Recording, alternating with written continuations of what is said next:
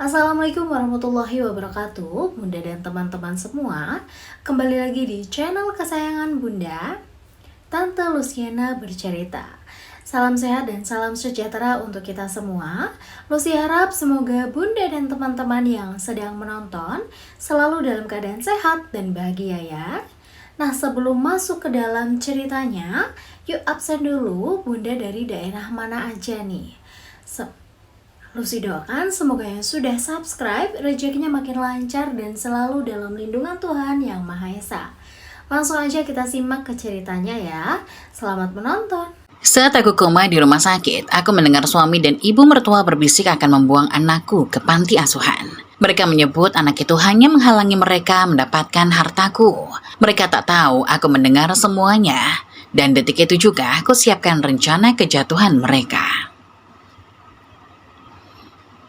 Namaku Ratna. 3 tahun lalu, hidupku berubah dalam satu malam yang tak pernah bisa kulupakan. Suamiku Arman meninggal dunia karena kecelakaan mobil saat pulang dari perjalanan dinas di luar kota. Aku masih ingat betapa hancurnya hatiku saat menerima telepon dari rumah sakit pukul 2 dini hari. Suara di seberang sana terdengar profesional namun dingin, memberitahukan bahwa suamiku telah tiada. Dunia serasa runtuh dalam sekejap. Saat itu, anak kami Bimo baru berusia 2 tahun. Ia terlalu kecil untuk mengerti mengapa ayahnya tidak pernah pulang. Ia masih sering bertanya, "Mama, Papa kemana? Papa janji mau beliin Bimo sepeda." Aku hanya bisa memeluknya erat dan menahan tangis agar tidak pecah di depannya. Arman bukan suami kaya raya saat pertama kali menikah. Kami memulai segalanya dari nol. Aku masih ingat masa-masa awal pernikahan kami, tinggal di kontrakan sempit dengan perabotan seadanya.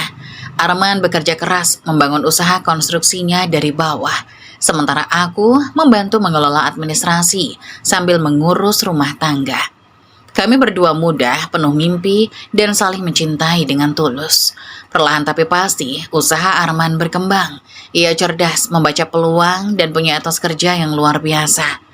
Dari proyek-proyek kecil renovasi rumah, kami mulai mendapatkan tender perumahan, lalu gedung-gedung perkantoran.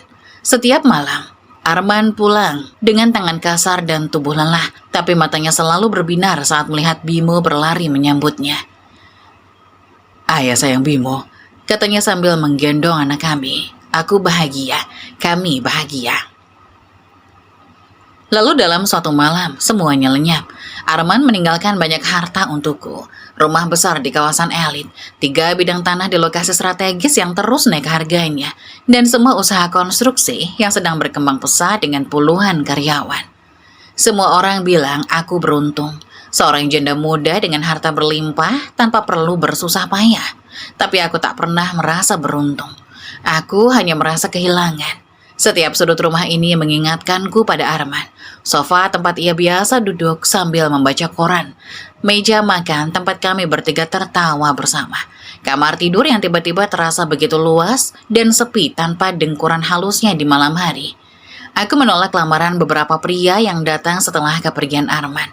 Ada yang datang dengan mobil mewah, ada yang membawa bunga dan coklat. Ada pula yang langsung terang-terangan menawarkan kehidupan baru. Mereka semua bilang aku masih muda dan cantik, tidak seharusnya menjanda selamanya. "Kamu masih muda, Rat. Kamu pasti akan menemukan pendamping lagi," kata ibuku suatu ketika dengan nada khawatir. Ia datang dari kampung khusus menemaniku selama 40 hari setelah kepergian Arman. Aku hanya menggeleng mantap. "Aku punya Bimo, Bu, itu sudah cukup." "Ayahnya Bimo kan sudah tiada. Kamu butuh suami, anakmu butuh ayah," desak ibuku. "Aku bisa jadi ibu sekaligus ayah untuk Bimo, Bu." Ibuku menghela napas panjang. Ia tahu keras kepalaku. Sejak kecil aku memang sudah terbiasa mandiri. Aku anak tunggal, dibesarkan dengan didikan keras namun penuh kasih sayang.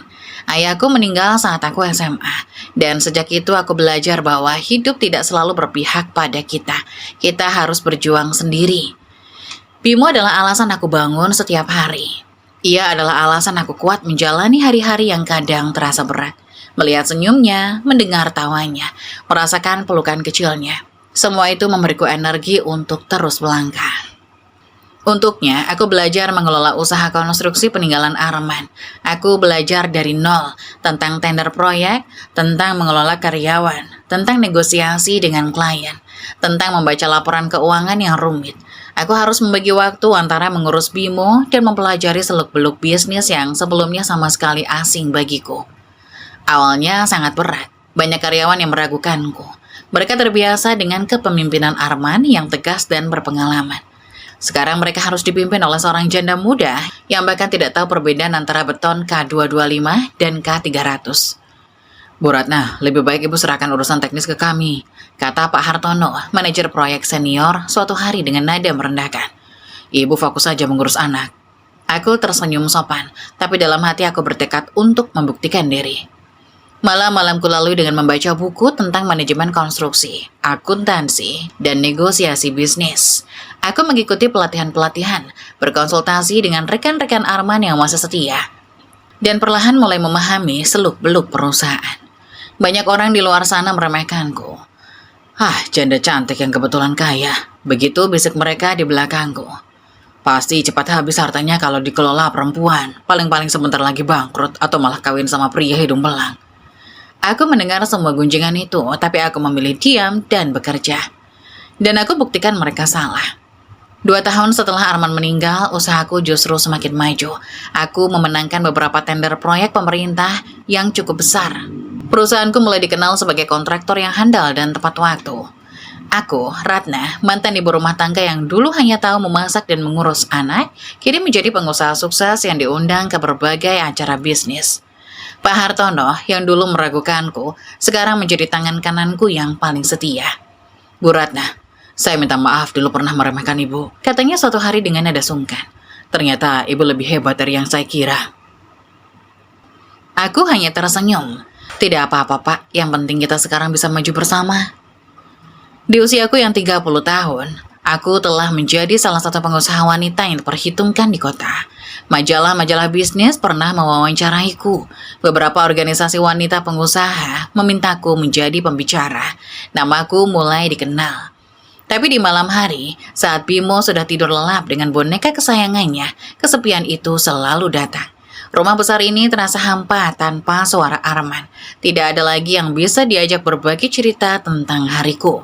Tentang tender yang dimenangkan, tentang masalah dengan klien, tentang kebanggaan melihat Bimo tumbuh semakin pintar. Aku merindukan seseorang yang bisa diajak tertawa bersama, menonton film larut malam. Seseorang yang bisa menemani Bimo bermain bola di halaman belakang. Seseorang yang bisa memelukku saat aku lelah tanpa perlu berkata-kata apa-apa. Kadang aku bertanya pada diri sendiri, apakah salah jika aku membuka hati lagi? Apakah aku egois jika ingin mencari pendamping? Bimo juga butuh figur ayah. Anak laki-laki butuh panutan pria dalam hidupnya. Tapi setiap kali pikiran itu muncul, aku segera mengusirnya. Aku takut salah pilih. Aku takut pria yang datang hanya karena hartaku. Aku takut kepercayaanku akan dikhianati lagi. Hari-hari setelah kepergian Arman, aku hidup dalam rutinitas yang monoton. Bangun pagi, menyiapkan Bimo untuk sekolah, pergi ke kantor, rapat dengan klien, pulang larut malam, lalu tidur dengan rasa hampa. Begitu seterusnya selama 3 tahun. Aku sudah terbiasa dengan kesepian, bahkan mulai menganggapnya sebagai teman. Tapi Tuhan ternyata punya rencana lain. Aku pertama kali bertemu Rian di sebuah acara amal yang disponsori perusahaanku. Acara itu digelar di sebuah hotel bintang 5 di pusat kota, dalam rangka penggalangan dana untuk anak-anak yatim piatu. Sebagai salah satu sponsor utama, aku diundang untuk hadir dan memberikan sambutan singkat. Hari itu aku datang dengan Bimo. Biasanya aku meninggalkannya di rumah dengan pengasuh, tapi kali ini ia merengek ingin ikut. Mama, Bimo mau lihat Mama pidato, katanya dengan mata berbinar. Aku tak tega menolak. Aku mengenakan kebaya modern berwarna biru langit yang membuatku terlihat anggun namun tidak berlebihan. Bimo setia mendampingiku dengan setelan kemeja kecil berwarna senada. Banyak tamu yang tersenyum melihat kami, seorang janda muda dengan anaknya yang menggemaskan. Acara berlangsung lancar. Aku menyampaikan sambutan singkat tentang pentingnya kepedulian terhadap anak-anak kurang mampu. Setelah selesai, aku kembali ke meja tempat Bimo dititipkan pada salah satu panitia. Di sana, aku melihatnya untuk pertama kali. Seorang pria dengan tinggi sekitar 175 cm, berambut rapi disisir ke belakang, mengenakan kemeja batik lengan panjang yang membuatnya tampak santai namun tetap profesional. Ia sedang berbicara dengan Bimo, anakku yang biasanya pemalu pada orang baru, justru terlihat antusias. "Buaya itu suka makan apa, Om?" tanya Bimo sambil memegang mainan buaya kecil yang entah dari mana didapatnya. Pria itu tertawa.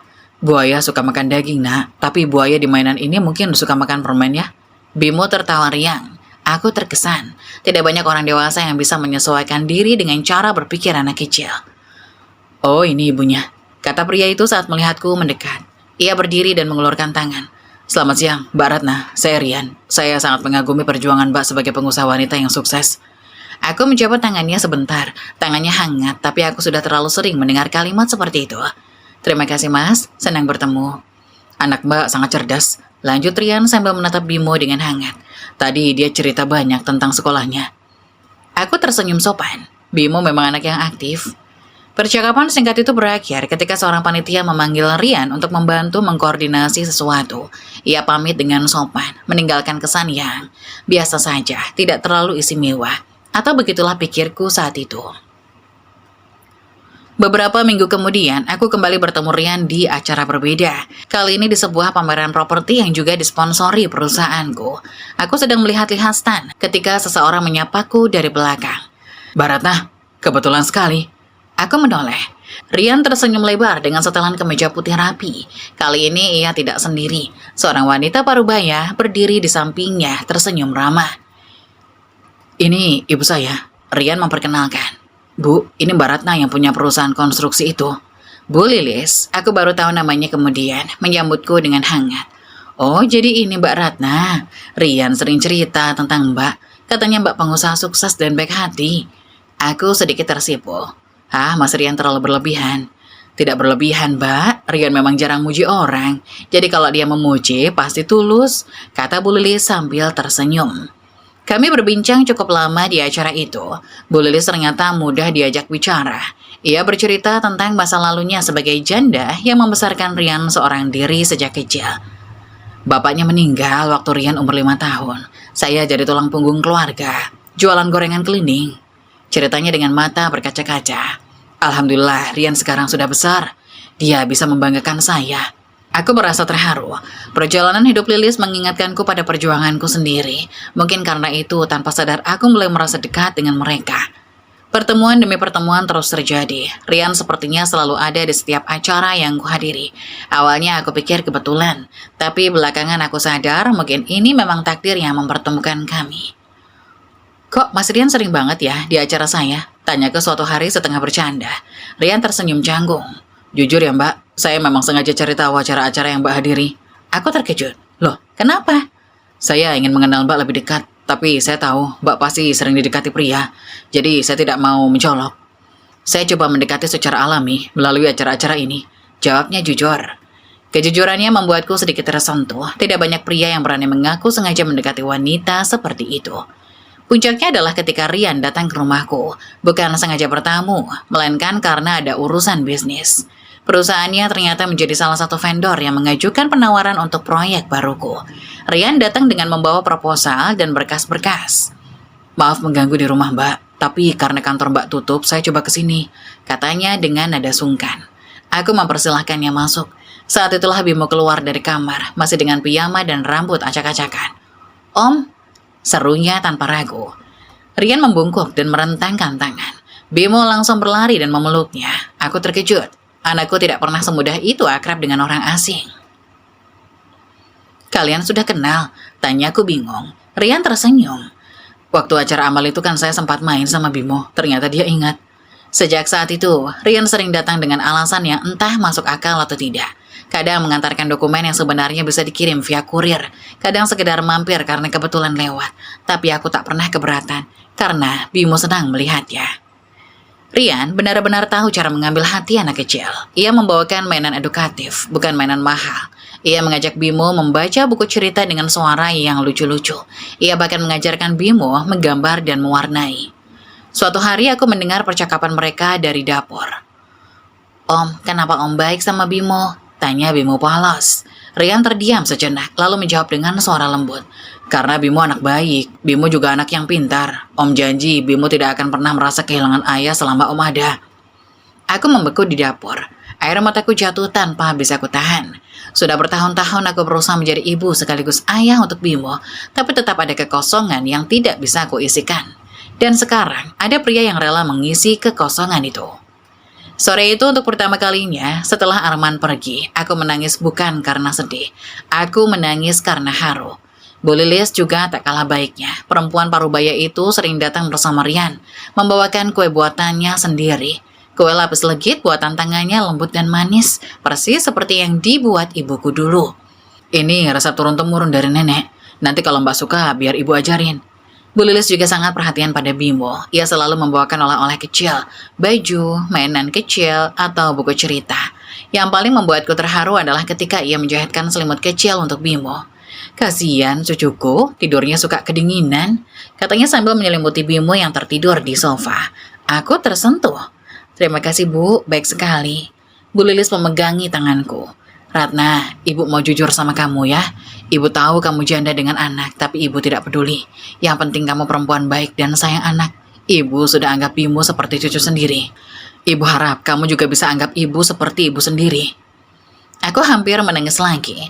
Setelah kepergian ibuku 2 tahun lalu, aku benar-benar kehilangan sosok ibu.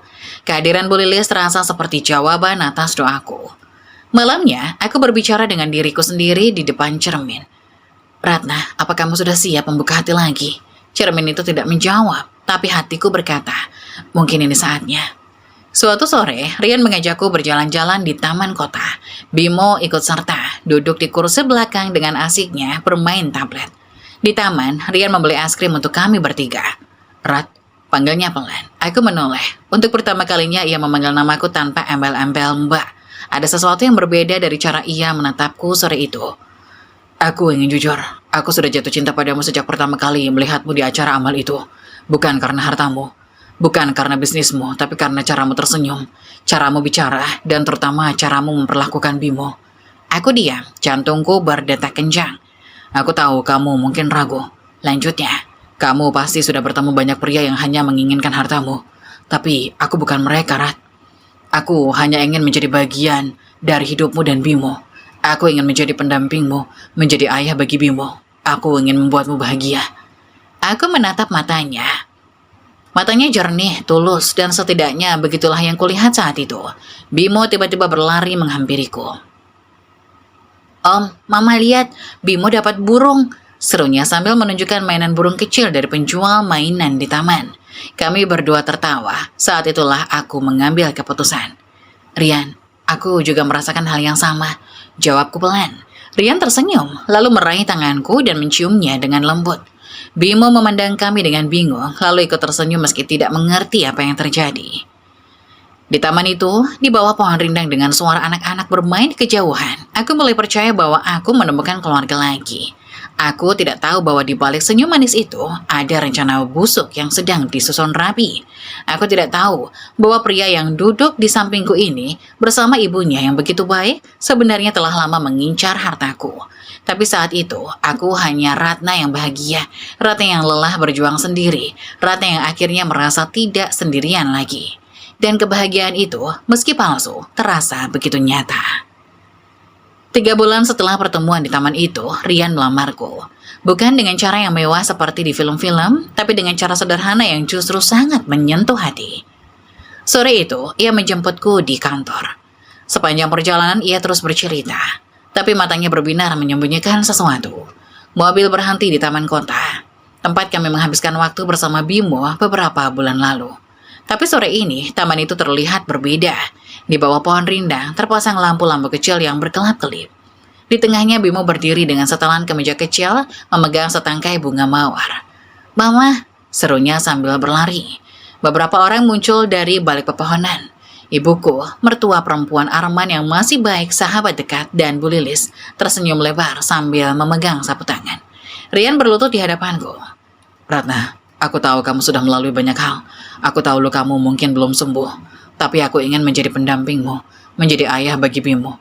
Maukah kamu menikah denganku? Ia membuka kotak kecil. Cincin berlian sederhana bersinar di bawah lampu-lampu. Aku menangis, bukan karena haru berlebihan, tapi karena akhirnya aku merasa doaku dijawab. Iya mas, aku mau. Semua orang bersorak. Bimo melompat-lompat kegirangan. Bu Lilis memeluk kami bertiga. Selamat nak, kamu sekarang jadi menantu ibu. Pernikahan kami digelar sebulan kemudian. Tidak terlalu besar, sekitar 200 tamu. Aku mengenakan gaun putih sederhana, dengan Bimo sebagai pagar ayam kecil yang lucu. Rian tampan sekali hari itu. Matanya berkaca-kaca saat melihatku berjalan memasuki pelaminan. Bu Lilis duduk di barisan depan, tak henti-hentinya menyeka air mata. Sekarang saya punya menantu dan cucu, katanya pada tamu di sampingnya. Semua orang terharu. Bulan madu kami habiskan di Bali selama seminggu. Bimo ikut serta karena aku tidak tega meninggalkannya. Rian tidak keberatan. Ia dengan senang hati menggendong Bimo saat Bimo lelah atau mengajaknya bermain di pantai setiap hari. Di sore hari, saat Bimo tidur, Rian dan aku duduk di balkon villa memandangi laut. Kamu bahagia sayang? Tanyanya sambil menggenggam tanganku.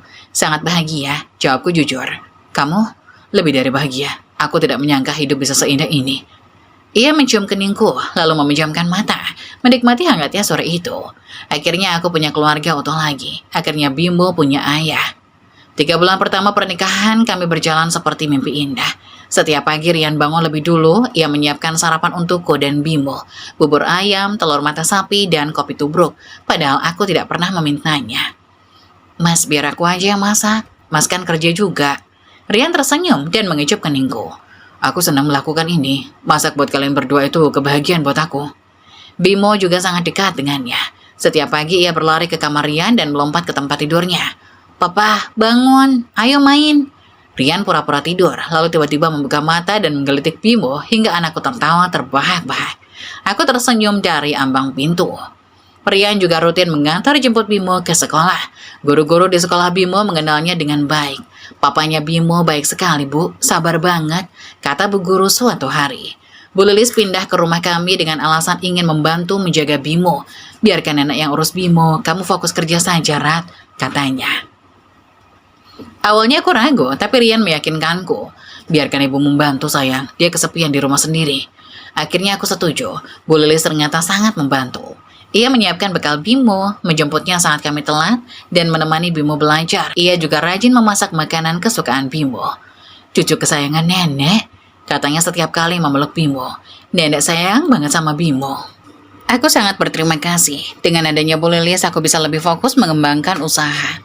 Apalagi Rian juga mulai membantu di perusahaan. Ia bilang ingin belajar agar bisa meringankan bebanku. Kamu sudah bekerja keras sendirian selama ini sayang. Sekarang biar aku bantu, katanya suatu malam sambil memijat kakiku yang lelah. Mas tahu tentang konstruksi? Tanyaku ragu. Aku bisa belajar, aku ingin jadi suami yang berguna, jawabnya tulus. Aku mengizinkannya membantu di bagian administrasi dan hubungan klien. Rian ternyata cukup cerdas dan bisa belajar. Ia juga pandai bergaul, sehingga banyak klien yang menyukainya. Suami ibu sangat ramah, kata salah satu klienku. Senang kerjasama dengan orang seperti dia. Aku tersenyum bangga. Semua berjalan begitu sempurna, hampir terlalu sempurna. Tapi di balik senyum mereka, rupanya ada rencana busuk yang sedang disusun. Rian dan Bu Lilis sudah lama tahu tentang kekayaanku. Sejak awal mereka datang bukan karena cinta, tapi karena harta. Mereka melihatku sebagai ATM raksasa yang bisa dimanfaatkan. Aku yang terlalu percaya, tak menyadari itu semua. Aku sibuk menikmati kebahagiaan semua yang mereka tawarkan. Setelah 6 bulan menikah, perubahan mulai kurasakan. Perlahan tapi pasti. Awalnya hal-hal kecil yang mudah kuabaikan, tapi semakin hari semakin sulit untuk tidak menyadarinya. Pertanda pertama datang pada suatu malam saat kami sedang bersantai di ruang keluarga. Rian tiba-tiba bertanya, Rat, sebenarnya berapa sih total tanah peninggalan Arman dulu? Aku mengerutkan kening, sedikit terkejut dengan pertanyaan itu. Kenapa tiba-tiba nanya begitu? Cuma penasaran aja. Jawabnya cepat, berusaha terdengar santai. Gak apa-apa kalau kamu gak mau cerita.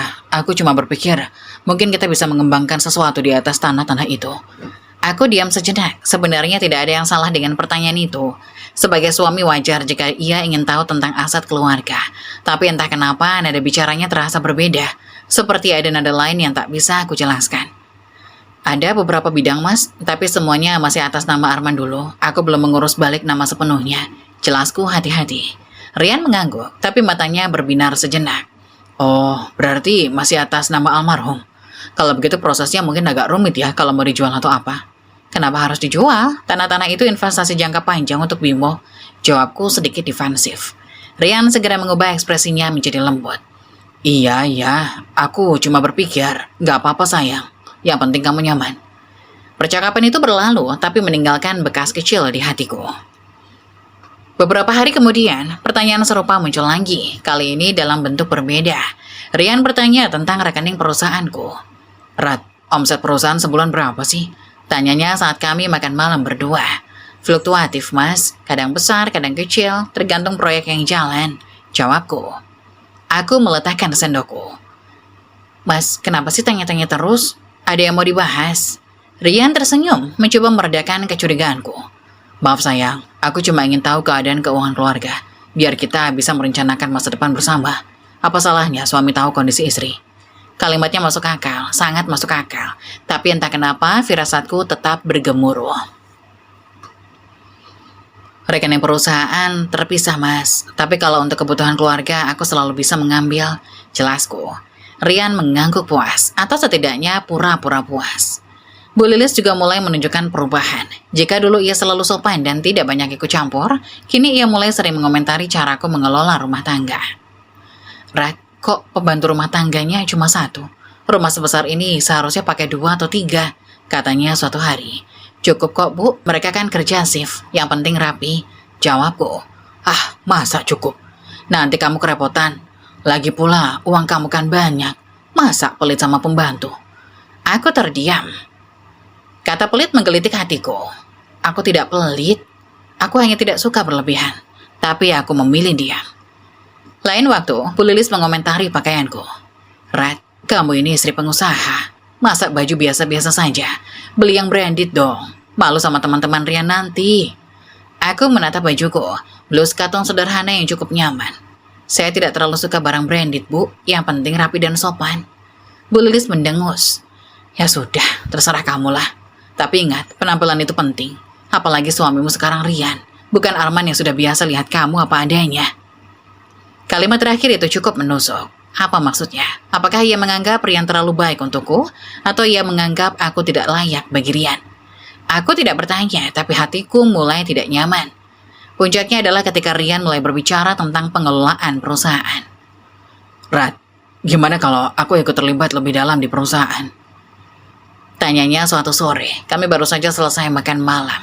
Bimo sudah tidur dan rumah terasa sunyi. Bukannya Mas sudah membantu di bagian administrasi? Iya, tapi aku merasa bisa lebih. Aku ingin terlibat dalam pengambilan keputusan. Soalnya kadang aku lihat ada beberapa hal yang bisa dioptimalkan. Katanya. Aku menatapnya lama. Contohnya? Contohnya pengelolaan keuangan. Aku lihat laporan keuangan perusahaan agak berantakan. Mungkin perlu sistem yang lebih baik atau pengawasan yang lebih ketat. Aku menghela napas. Mas, keuangan perusahaan dikelola oleh tim akuntansi yang sudah berpengalaman. Mereka bekerja dengan baik selama ini. Aku tahu, tapi mungkin dengan perspektif baru kita bisa lebih maju. Desak Rian. Mas, apa Mas tidak percaya dengan kemampuanku mengelola perusahaan? Tanya aku langsung. Rian terkejut. Bukan begitu sayang. Aku hanya ingin membantu. Sebagai suami aku merasa berkewajiban. Dan aku sudah bersyukur dengan bantuan Mas selama ini. Tapi untuk pengambilan keputusan besar, biar aku yang pegang dulu. Kasihan karyawan kalau terlalu banyak perubahan mendadak. Rian tersenyum, tapi matanya tidak ikut tersenyum. Ada sesuatu di sana, sesuatu yang tidak bisa aku jelaskan. Iya sayang, terserah kamu. Aku hanya ingin yang terbaik untuk keluarga kita. Malam itu, untuk pertama kalinya, aku tidur dengan perasaan tidak nyaman. Aku memeluk Bimo lebih erat dari biasanya. Keesokan harinya, Bu Lilis mengajakku bicara serius. Rat, ibu mau bicara sesuatu, katanya sambil menuangkan teh untukku. Ada apa, Bu? Bu Lilis duduk di hadapanku dengan wajah serius. Ibu lihat kamu dan Rian akhir-akhir ini agak bagaimana ya? Kurang harmonis. Aku terkejut. Kami baik-baik saja, Bu. Ah, jangan bohong sama ibu. Ibu tahu anak ibu. Rian sering mengeluh kalian jarang ngobrol. Dia merasa kamu sibuk terus, gak punya waktu buat dia. Aku membela diri. Bu, saya memang sibuk. Perusahaan sedang banyak proyek, tapi saya selalu berusaha meluangkan waktu untuk keluarga. Iya, ibu tahu. Tapi coba pikiran, harta sebanyak itu buat apa? Nanti kalau kamu sakit siapa yang rawat? Bukan hartamu, tapi suamimu. Aku diam, ada benarnya juga. Rian itu suami baik, Rat. Dia sayang sama kamu, tapi dia juga butuh perhatian. Jangan sampai dia merasa tidak dihargai karena kamu terlalu sibuk dengan hartamu. Kata-kata terakhir itu seperti tamparan. Hanya karena sibuk dengan hartamu. Apa maksudnya? Apakah ia menganggap aku materialis, padahal aku bekerja keras justru untuk keluarga? Bu, saya bekerja untuk masa depan Bimo, juga untuk masa depan kami semua. Jawabku tegas. Iya, tapi jangan lupa harta itu titipan. Yang penting itu keluarga, dan keluarga sekarang adalah Rian, kamu dan Bimo. Percakapan itu membuatku berpikir, mungkin aku terlalu sibuk, mungkin aku kurang memperhatikan Rian, mungkin memang perlu keseimbangan. Tapi di sisi lain, ada bisikan kecil di hatiku yang mengatakan, jangan lengah, Rat, ada yang tidak beres.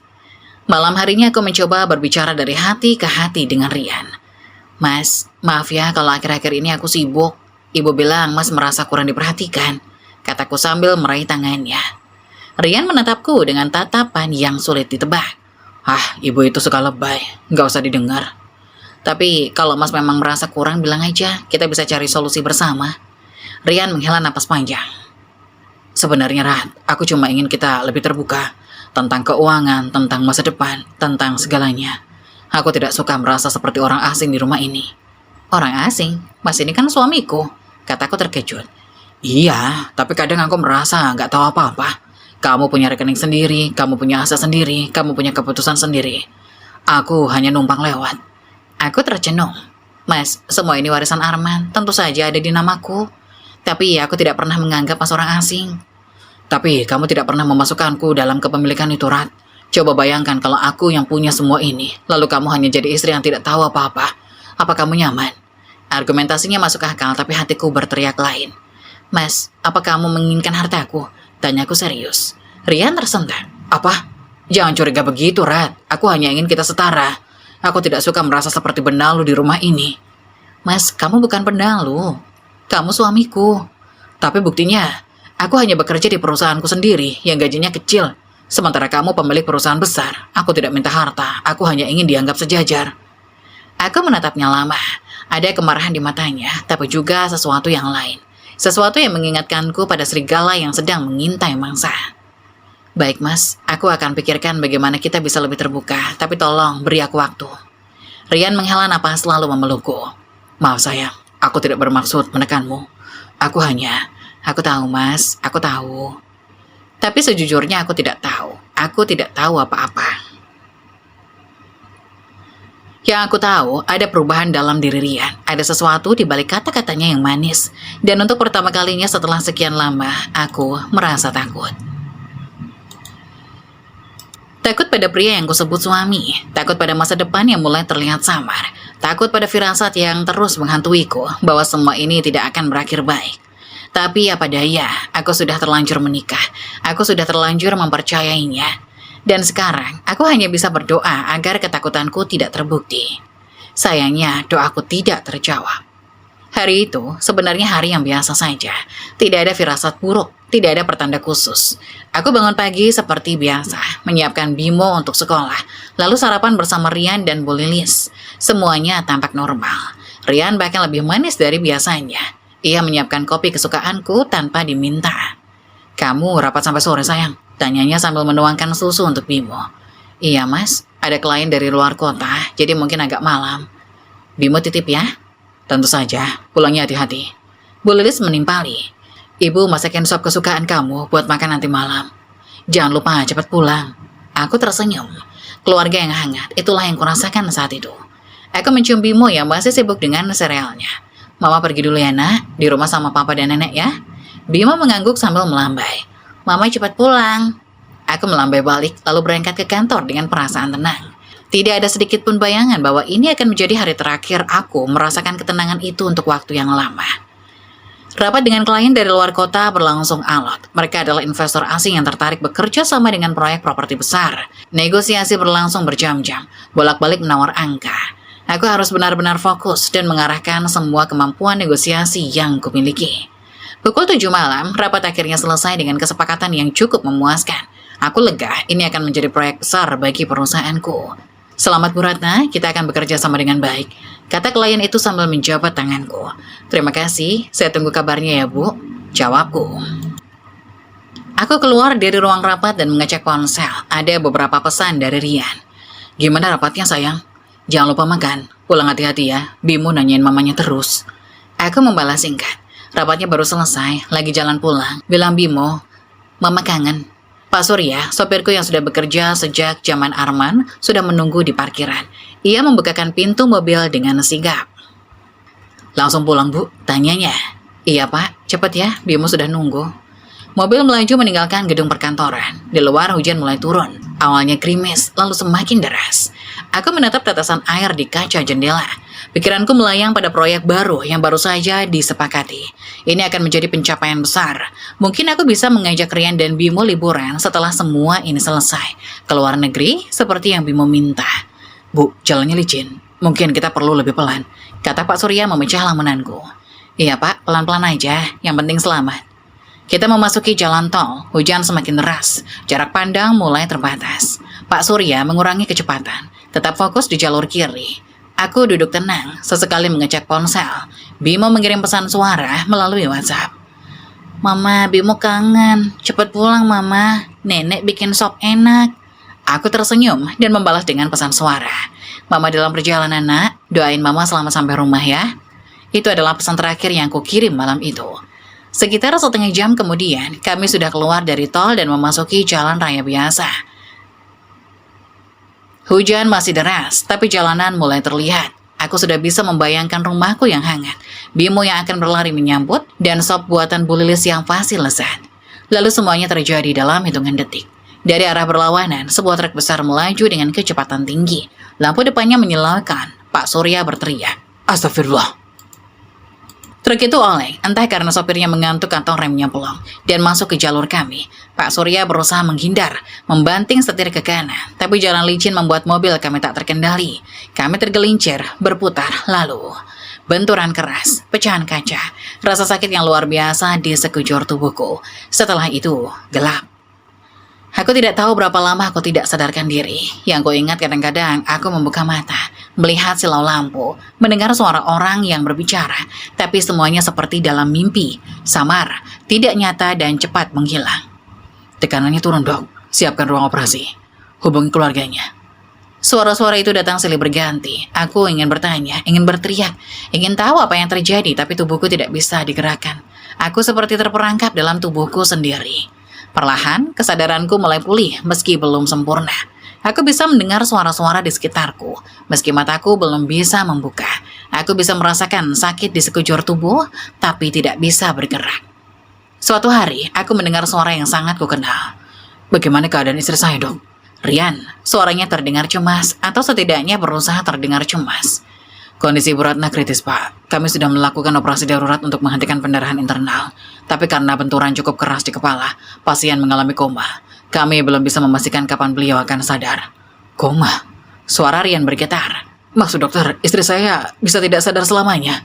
Kami tidak bisa memastikan, Pak. Ada pasien yang sadar dalam beberapa hari. Ada yang minggu, bulan, bahkan tahun. Ada juga yang tidak pernah sadar. Kita harus bersabar dan terus berdoa. Hening beberapa saat, lalu aku mendengar suara tangis. Bu Lilis. Ya Allah Ratna, anak ibu, kasihan kamu nak. Aku ingin berteriak. Saya sadar Bu, saya bisa dengar, tapi tak ada suara yang keluar. Hari-hari berikutnya adalah masa yang paling menyiksa. Aku hidup dalam kegelapan, hanya bisa mendengar apa yang terjadi di sekitarku. Aku mendengar Rian dan Bu Lilis bergantian menjagaku, setidaknya di siang hari. Aku mendengar suster-suster yang merawatku dengan profesional. Aku mendengar dokter-dokter yang membahas kondisiku dengan nada prihatin. Tapi yang paling kutunggu adalah suara Bimo. Mama, Bimo kangen Mama. Itu terjadi pada hari kelima atau mungkin keenam. Aku sudah kehilangan hitungan. Aku mendengar suara kecil itu disertai isak tangis. Kenapa Mama gak bangun-bangun, Nek? Mama marah sama Bimo. Aduh, cucu nenek. Enggak, nak. Mama gak marah. Mama lagi sakit, kita doain Mama cepat sembuh ya. Suara Bu Lilis terdengar lembut, penuh dengan kasih. Tapi di balik kelembutan itu, ada sesuatu yang tidak beres. Aku tidak tahu apa, tapi firasatku terus bergemuruh. Papa Rian di mana, Nek? Papa lagi ngurus administrasi rumah sakit, nah. Sabar ya. Bimo menangis lagi, hatiku hancur mendengarnya. Aku ingin memeluknya, menenangkannya, tapi aku tidak bisa. Beberapa hari kemudian Bimo tidak datang lagi. Aku mulai khawatir. Kenapa Bimo tidak menjenguk? Apakah ia sakit? Apakah ia baik-baik saja? Pertanyaan itu terjawab pada suatu malam saat Rian dan Bu Lilis mengira aku tertidur lelah. Padahal untuk pertama kalinya dalam berminggu-minggu, kesadaranku benar-benar pulih. Aku masih belum bisa membuka mata atau bergerak, tapi pendengaranku sangat jelas. Malam itu sekitar pukul 2 dini hari, aku terbangun dari alam bawah sadarku. Ruangan sunyi, hanya terdengar suara monitor detak jantung yang berdetak teratur. Aku masih belum bisa membuka mata, tapi pendengaranku semakin tajam. Mungkin ini cara Tuhan memberi kesempatan padaku untuk mengetahui kebenaran. Pintu kamarku terbuka pelan. Aku mendengar langkah kaki 2 orang masuk, Rian dan Bu Lilis. Mereka mengira aku masih koma, masih terperangkap dalam alam bawah sadar yang tak bisa mendengar apapun. Bu, bagaimana anak itu? Itu suara Rian berbisik sangat pelan. Sudah aku pikirkan, kita harus singkirkan dia, jawab Bu Lilis dengan suara rendah. Jantungku berdegup kencang. Apa yang mereka bicarakan? Anak itu? Anak yang mana? Oh Tuhan, jangan katakan. Tapi bagaimana caranya, Bu? Tanya Rian lagi. Buang saja ke panti asuhan yang kumuh jauh dari sini. Selama anak itu ada, semua harta Ratna akan jatuh ke dia. Kalau Ratna meninggal, ahli warisnya adalah anak itu. Kita tidak akan mendapat apa-apa. Aku ingin berteriak. Ingin melompat dan mencekik leher mereka, tapi tubuhku tak bisa digerakkan. Hanya air mata yang mulai mengalir deras membasahi bantal. Rian tertawa kecil, tawa yang sama dinginnya dengan tawa Bu Lilis beberapa malam lalu. Benar juga, Bu. Selama ini aku pikir-pikir kalau anak itu tidak ada, semua harta bisa jadi punya kita. Ratna koma, mungkin tidak akan sadar. Atau kalau sadar pun, kita bisa bilang anaknya hilang. Suruh dia ikhlas. Iya, Nak. Ibu sudah survei beberapa panti. Ada satu di kota sebelah, 3 jam dari sini. Panti itu kumuh, tidak terawat. Anak-anak di sana banyak yang sakit. Kita taruh saja Bimo di sana. Kasih uang sedikit ke pengurusnya. Suruh mereka jaga mulut. Selesai. Rian terdiam sejenak. Tapi Bu, anak itu kan masih kecil. Apa nggak kasihan? Kasihan. Dasar kamu lembek. Desis Bu Lilis dengan nada marah. Ingat nak, kita sudah susah payah merencanakan ini. Kamu kira aku mau terus-terusan hidup susah? Jadi janda miskin yang jualan gorengan. Sekarang kesempatan kita. Ratna kaya raya, hartanya miliaran. Kamu mau kerja seumur hidup cuma jadi pegawai biasa? Tapi Bu, tidak ada tapi. Kalau anak itu tumbuh besar, dia yang akan mewarisi semua harta ini. Kita tidak akan dapat apa-apa. Bahkan mungkin kita diusir dari rumah itu. Kamu mau balik lagi ke kontrakan sempit? Rian menghela napas panjang. Ya sudah, terserah ibu saja. Ibu sudah urus semuanya. Besok kamu bawa anak itu, bilang saja mau jalan-jalan. Antar ke panti, kasih uang pulang. Gampang. Apa tidak dicari orang nanti? Keluarga Ratna kan banyak. Teman-temannya mungkin. Bilang saja anaknya hilang. Atau dititipkan ke kerabat jauh. Lagi pula Ratna koma, siapa yang akan protes? Kamu kan suaminya, kamu yang berhak menentukan. Mereka tertawa pelan, tawa yang membuat hatiku hancur berkeping-keping. Setelah mereka keluar, aku menangis dalam diam. Air mata tak henti-hentinya mengalir. Bimo, anakku, satu-satunya alasan aku bertahan hidup selama ini, satu-satunya yang membuatku kuat setelah Arman pergi. Sekarang, mereka akan membuangnya seperti sampah. Aku ingat pertama kali Bimo lahir, Arman menangis haru saat menggendongnya. Dia malaikat kecil kita, Rat, katanya. Dan sekarang malaikat itu akan dibuang ke tempat kumuh oleh pria yang mengaku sebagai ayahnya. Aku ingat senyum Bimo setiap pagi. Mama, Bimo mimpi indah semalam. Aku ingat tawanya yang renyah saat bermain. Aku ingat pelukannya yang hangat sebelum tidur. Semua kenangan itu berputar di kepalaku seperti film yang diputar cepat. Tuhan, kenapa Engkau biarkan ini terjadi? Kenapa Engkau pertemukan aku dengan monster-monster ini? Apa salah Bimo sampai harus mengalami ini? Tidak ada jawaban, hanya sunyi dan detak monitor yang setia menemani. Keesokan harinya, aku mendengar Bimo datang. Suara kecilnya terdengar dari luar kamar. Papa, Bimo mau lihat Mama. Nanti dulu nak, Mama lagi istirahat. Jawab Rian dengan suara manis. Pria munafik. Tapi Bimo kangen Mama, udah seminggu gak lihat Mama. Dengar nak, Papa punya kejutan buat Bimo. Kita jalan-jalan aja yuk ke tempat yang seru. Tempat apa, Pa? Tempat rahasia, banyak mainan, banyak teman, Bimo pasti suka. Oh, asik. Bimo mau. Tapi Bimo pamit dulu sama mama. Aku mendengar langkah kecil itu mendekati ranjangku. Tangan mungil Bimo meraba tanganku. Tangannya hangat, lembut, persis seperti saat ia masih bayi dulu. Mama, Bimo pergi dulu ya. Bimo doain mama cepat sembuh. Nanti Bimo balik bawa oleh-oleh buat mama. Bimo sayang mama. Air mataku mengalir deras. Dalam hati aku berteriak, jangan nak, jangan pergi. Mereka jahat, mereka akan mencelakaimu. Tapi tak ada suara yang keluar, hanya diam dan pasrah. Langkah kaki itu menjauh, pintu terbuka, lalu tertutup, dan anakku pergi. Aku tidak tahu apakah aku akan pernah melihatnya lagi. Hari-hari setelah kepergian Bimo adalah neraka bagiku. Aku terus-menerus menangis dalam diam. Tubuhku mungkin terbaring koma, tapi jiwaku menjerit kesakitan setiap saat. Aku mendengar Rian dan Bu Lilis berbicara tentang panti asuhan itu, tentang bagaimana mereka menitipkan Bimo dengan iming-iming uang, tentang bagaimana pengurus panti itu menerima dengan senang hati karena mereka butuh uang. Anak itu nangis terus, Bu, minta pulang, minta mamanya, kata Rian suatu malam. Biarin, nanti juga bisa, anak-anak kecil juga cepat lupa, jawab Bu Lilis dengan dingin. Tapi kasihan juga, Bu. Kasihan? Kalau kamu kasihan, kita tidak akan pernah kaya, ingat itu nak. Aku ingin berteriak, dasar monster, dasar iblis. Tapi lagi-lagi tak ada suara. Malam itu saat mereka pulang, aku berdoa dengan seluruh kekuatan yang kumiliki. Bukan untuk kesembuhanku, tapi untuk Bimo. Aku berdoa agar anakku selamat, agar ada malaikat yang menjaganya, agar suatu hari nanti aku bisa memeluknya lagi. Tuhan, tolong selamatkan anakku. Aku rela apa saja, asal dia selamat. Aku rela tidak sadar selamanya, asal dia bahagia. Tolong Tuhan. Dan seolah Tuhan mendengar doaku, sesuatu terjadi beberapa hari kemudian.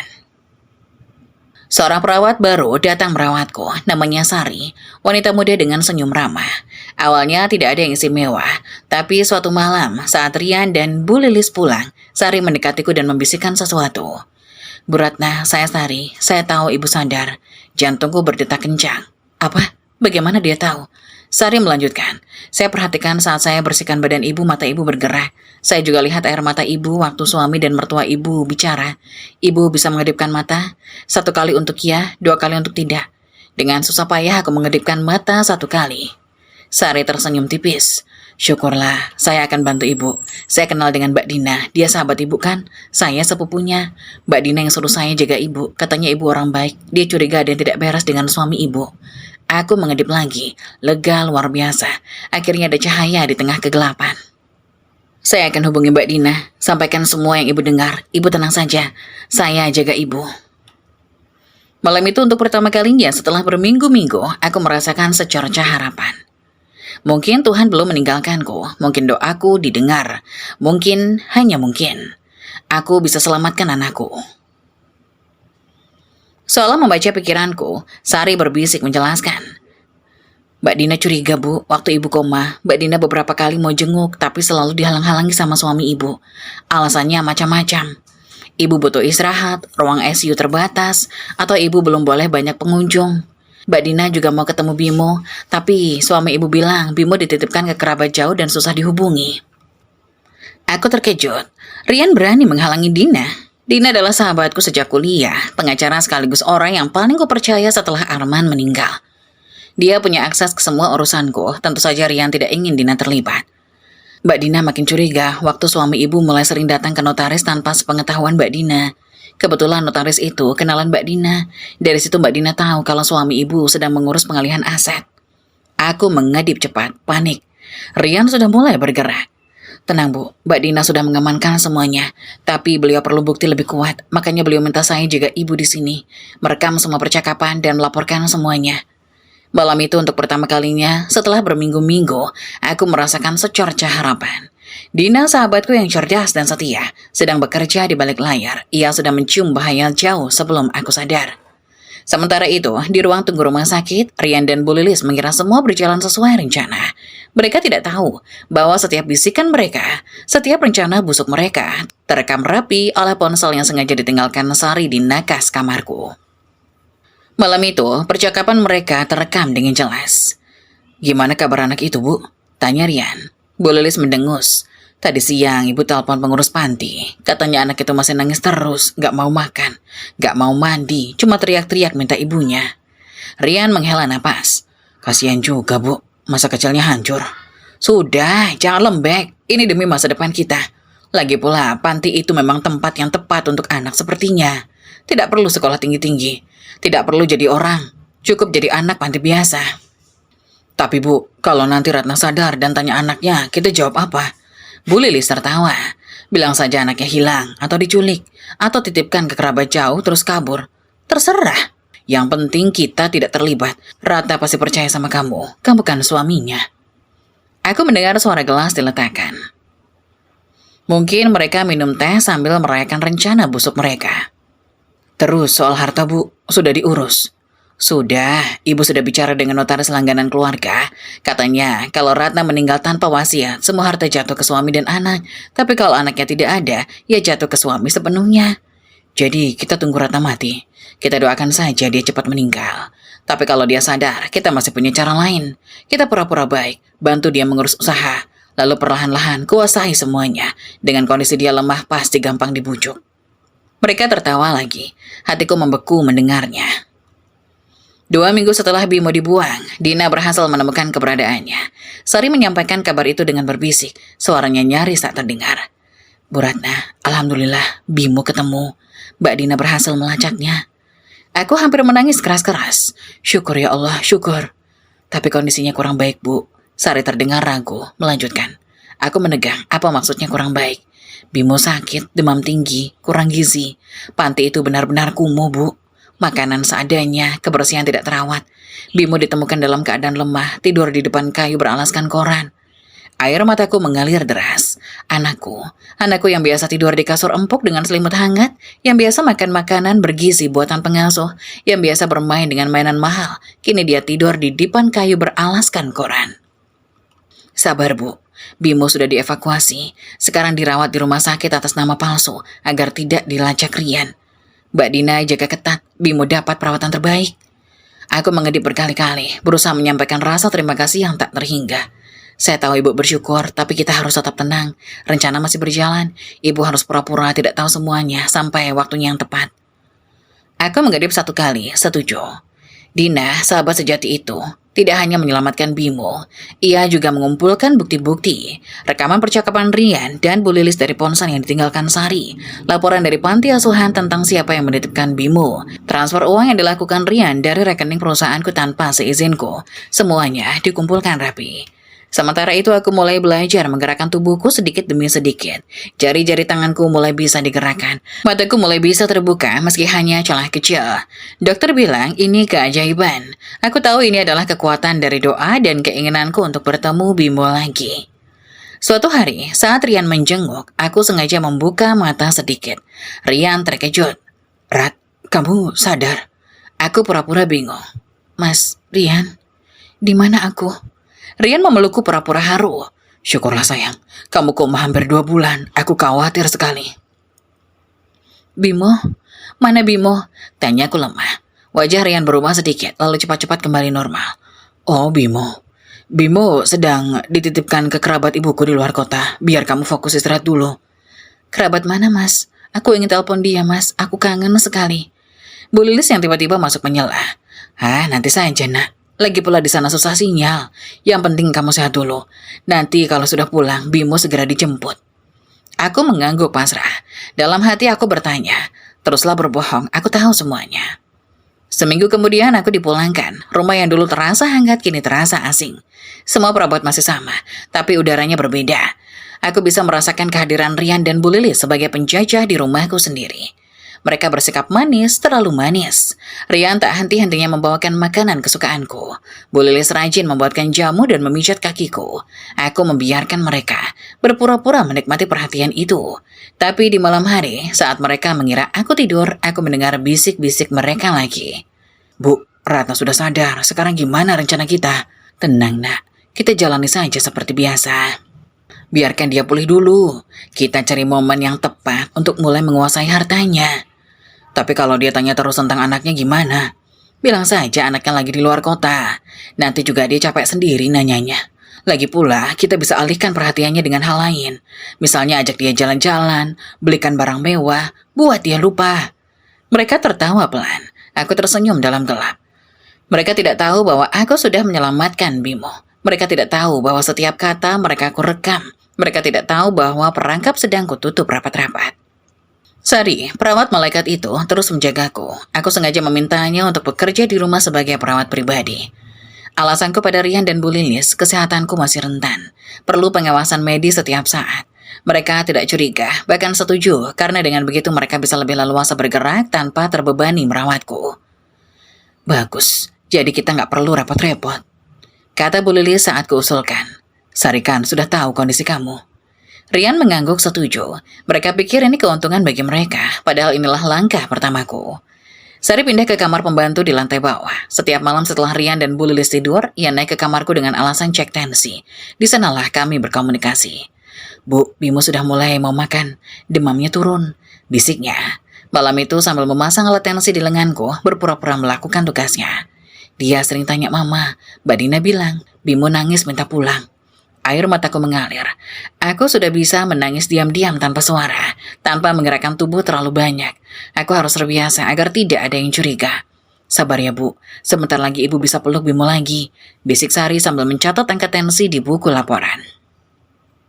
Aku mengangguk pelan. Sudah seminggu sejak aku dipulangkan dari rumah sakit. Setiap hari, Rian dan Bu Lilis menjagaku dengan manis, terlalu manis. Mereka membawakan makanan, menemani ngobrol, dan terus meyakinkanku bahwa Bimo baik-baik saja di tempat kerabat. Bimo senang di sana, Rat. Bimo senang di sana, Rat. Banyak mainan, banyak teman, kata Rian suatu sore dengan senyum paling tulus yang bisa dipalsukan. Aku hanya tersenyum tipis. Kapan dia pulang, Mas? Aku kangen sekali. Sebentar lagi sayang, sabar ya. Sabar? Ya, aku bersabar. Aku bersabar sambil menyusun rencana. Dina datang menjengukku 2 hari kemudian. Itu kunjungan pertamanya setelah aku sadar, karena sebelumnya Rian selalu punya alasan untuk menolaknya. Rat, kamu kurusan, kata Dina sambil memelukku. Matanya berkaca-kaca, tapi ia berusaha tegar. Aku memeluknya balik, membisikkan sesuatu di telinganya. Dina, ada kamera di ruang tamu. Rian pasang CCTV setelah aku pulang. Dina mengangguk, hampir tak terlihat. Lalu dengan suara normal, ia berkata, kamu harus istirahat cukup, jangan pikirin kerjaan dulu. Kami mengobrol tentang hal-hal biasa. Kantor, proyek, gosip, artis. Tapi di sela-sela itu, Dina menyelipkan pesan-pesan penting dengan kode yang kami buat sejak kuliah dulu. Kami tertawa bersama, meyakinkan Rian dan Bu Lilis yang mengawasi dari ruang tamu bahwa ini hanya obrolan 2 sahabat biasa. Sebelum pulang, Dina memelukku lagi. Istirahat, Rat. Nanti kalau kamu sudah kuat, kita jalan-jalan, cari angin. Di pelukan itu, ia menyelipkan sesuatu di saku bajuku. Ponsel kecil. Aku mengangguk paham. Malam harinya, setelah Sari memastikan Rian dan Bu Lilis tidur lelap, ia membantuku duduk di ranjang. Dari balik jendela, sesosok bayangan muncul. Dina. Ternyata ia tidak benar-benar pulang tadi sore. Ia bersembunyi di taman belakang, lalu masuk lewat pintu dapur setelah Sari membukanya. Kamu gila, Din. Kalau ketahuan gimana? Bisikku panik. Dina tersenyum tipis. Sudah diatur. Suamimu dan mertuamu itu minum teh buatan Sari tadi malam. Ada sedikit obat tidur dengan dosis rendah. Mereka baru akan bangun pagi. Dina duduk di sampingku dan mengeluarkan tablet. Ini ponsel aman, Rat. Jangan pernah dipakai nelpon. Hanya chat lewat aplikasi ini. Hapus chat setiap selesai baca. Sekarang lihat ini. Ia menunjukkan beberapa file di tabletnya. Ini rekaman dari Sari. Ada 8 file percakapan Rian dan Bu Lilis di rumah sakit. Juga rekaman dari rumah setelah aku pulang. Sari pasang alat perekam kecil di ruang tamu. Aku terkejut. Sari? Kapan? Sari tersenyum malu. Maaf Bu, saya pasang tanpa izin. Tapi Mbak Dina yang suruh. Kata Mbak Dina, kita butuh bukti. Pengurus panti juga sudah kami amankan. Lanjut Dina. Dia mau jadi saksi asal tidak ikut diproses. Dan aku sudah mulai pindahkan aset-asetmu ke atas nama Bimo dengan Wali. Pelan-pelan biar tidak ketahuan. Aku menangis haru. Dina, kalian. Terima kasih ya. Dina menggenggam tanganku. Tapi Rat, kita harus cepat. Rian sudah mulai sering ke notaris. Dia mau jual tanah besar-besaran. Aku curiga dia sudah dapat pembeli. Tanah yang mana? Tanah di kawasan industri. Itu yang paling luas dan mahal. Aku menggenggam tangannya erat. Kita harus bergerak sekarang. Keesokan harinya, Rian mulai menunjukkan tarinya. Ia mengajakku bicara serius di ruang tamu. Sari sengaja ada di dekatku, pura-pura membersihkan ruangan sambil menyiapkan perekam. Rat, aku mau bicara sesuatu, katanya dengan nada sungkan palsu. Iya mas, ada apa? Aku mikir-mikir, kamu kan masih lemah. Gak enak kalau kamu terlalu pusing mikirin perusahaan. Gimana kalau aku bantu lebih? Bukannya mas sudah bantu? Iya, tapi maksudku, beri aku kuasa penuh biar aku yang urus semuanya. Kamu tinggal tanda tangan kalau perlu. Gimana? Aku diam sejenak, dalam hati aku berkata, ini dia. Dia mulai bergerak. Mas yakin, berat loh ngurus perusahaan. Rian tersenyum yakin. Aku yakin sayang, demi kamu, demi keluarga kita. Apalagi Bimo belum pulang, kamu bisa fokus pulih dulu. Bimo, ia berani menyebut nama anakku untuk melancarkan aksinya. Hampir saja aku meledak, tapi aku ingat pesan Dina, sabar. Baiklah mas, tapi aku mau libatkan Dina juga untuk jaga-jaga. Wajah Rian berubah sedikit. Dina? Buat apa? Dia kan sibuk dengan kantor hukumnya.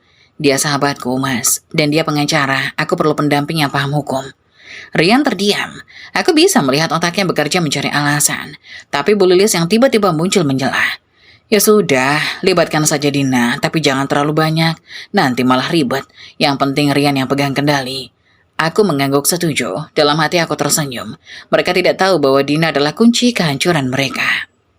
Malam harinya, Dina datang lagi dengan cara yang sama. Sari memberi teh obat pada Rian dan Bu Lilis. Kali ini aku sudah siap dengan pertanyaan. Sudah siap semuanya, Din. Dina mengeluarkan dokumen-dokumen. Ini surat kuasa yang sudah aku modifikasi. Semua transaksi harus dapat persetujuan notaris yang aku tunjuk. Notaris ini kenalan lama, orang kepercayaan Arman dulu. Dia sudah tahu semuanya. Aku membaca surat itu. Ada klausul kecil yang berbunyi, setiap transaksi jual beli, pengalihan aset, atau perjanjian yang mengikat secara hukum harus mendapatkan persetujuan tertulis dari kuasa hukum yang ditunjuk, yaitu Dina Pramesti SH. Itu berarti semua transaksi harus lewat aku, dan aku tidak akan menyetujui apapun yang merugikanmu. Aku tersenyum. Kamu jenius, Din. Tapi Rat, ini hanya menunda. Cepat atau lambat mereka akan curiga. Kita harus segera menjebak mereka dengan kasus penelantaran anak dan percobaan penggelapan aset. Caranya? Dina tersenyum misterius. Biarkan mereka merasa senang dulu. Biarkan mereka mengatur pertemuan dengan notaris untuk menjual tanah itu. Saat itulah kita bergerak. Polisi sudah aku hubungi. Mereka menunggu waktu. Aku mengangguk. Sebelum pergi, Dina menunjukkan foto Bimo di tabletnya. Anakku tersenyum lebar, memegang mainan baru. Ia terlihat sehat dan bahagia. Aku kangen dia, Din. Bisikku. Sebentar lagi, Rat. Sabar. Setelah semua ini selesai, kamu bisa memeluknya lagi. Aku mengusap layar tablet itu, seolah bisa merasakan pipi lembut Bimo. Mama sayang kamu, nak. Maafin mama, belum bisa menjemput kamu. Tapi sebentar lagi. Dina pamit, kembali menyelinap lewat pintu belakang. Sari merapikan kamarku dan memastikan tidak ada jejak. Aku berbaring, memandangi langit-langit. Di luar, malam semakin larut, tapi hatiku terang. Untuk pertama kalinya, setelah berminggu-minggu, aku punya harapan. Aku simpan ponsel pemberian Dina di tempat aman, lalu tidur dengan tenang. Rencana sudah disusun, jebakan sudah dipasang. Sekarang tinggal menunggu waktu. Dan waktu tidak akan lama lagi. Hari-hari berikutnya adalah ujian kesabaran terberat dalam hidupku.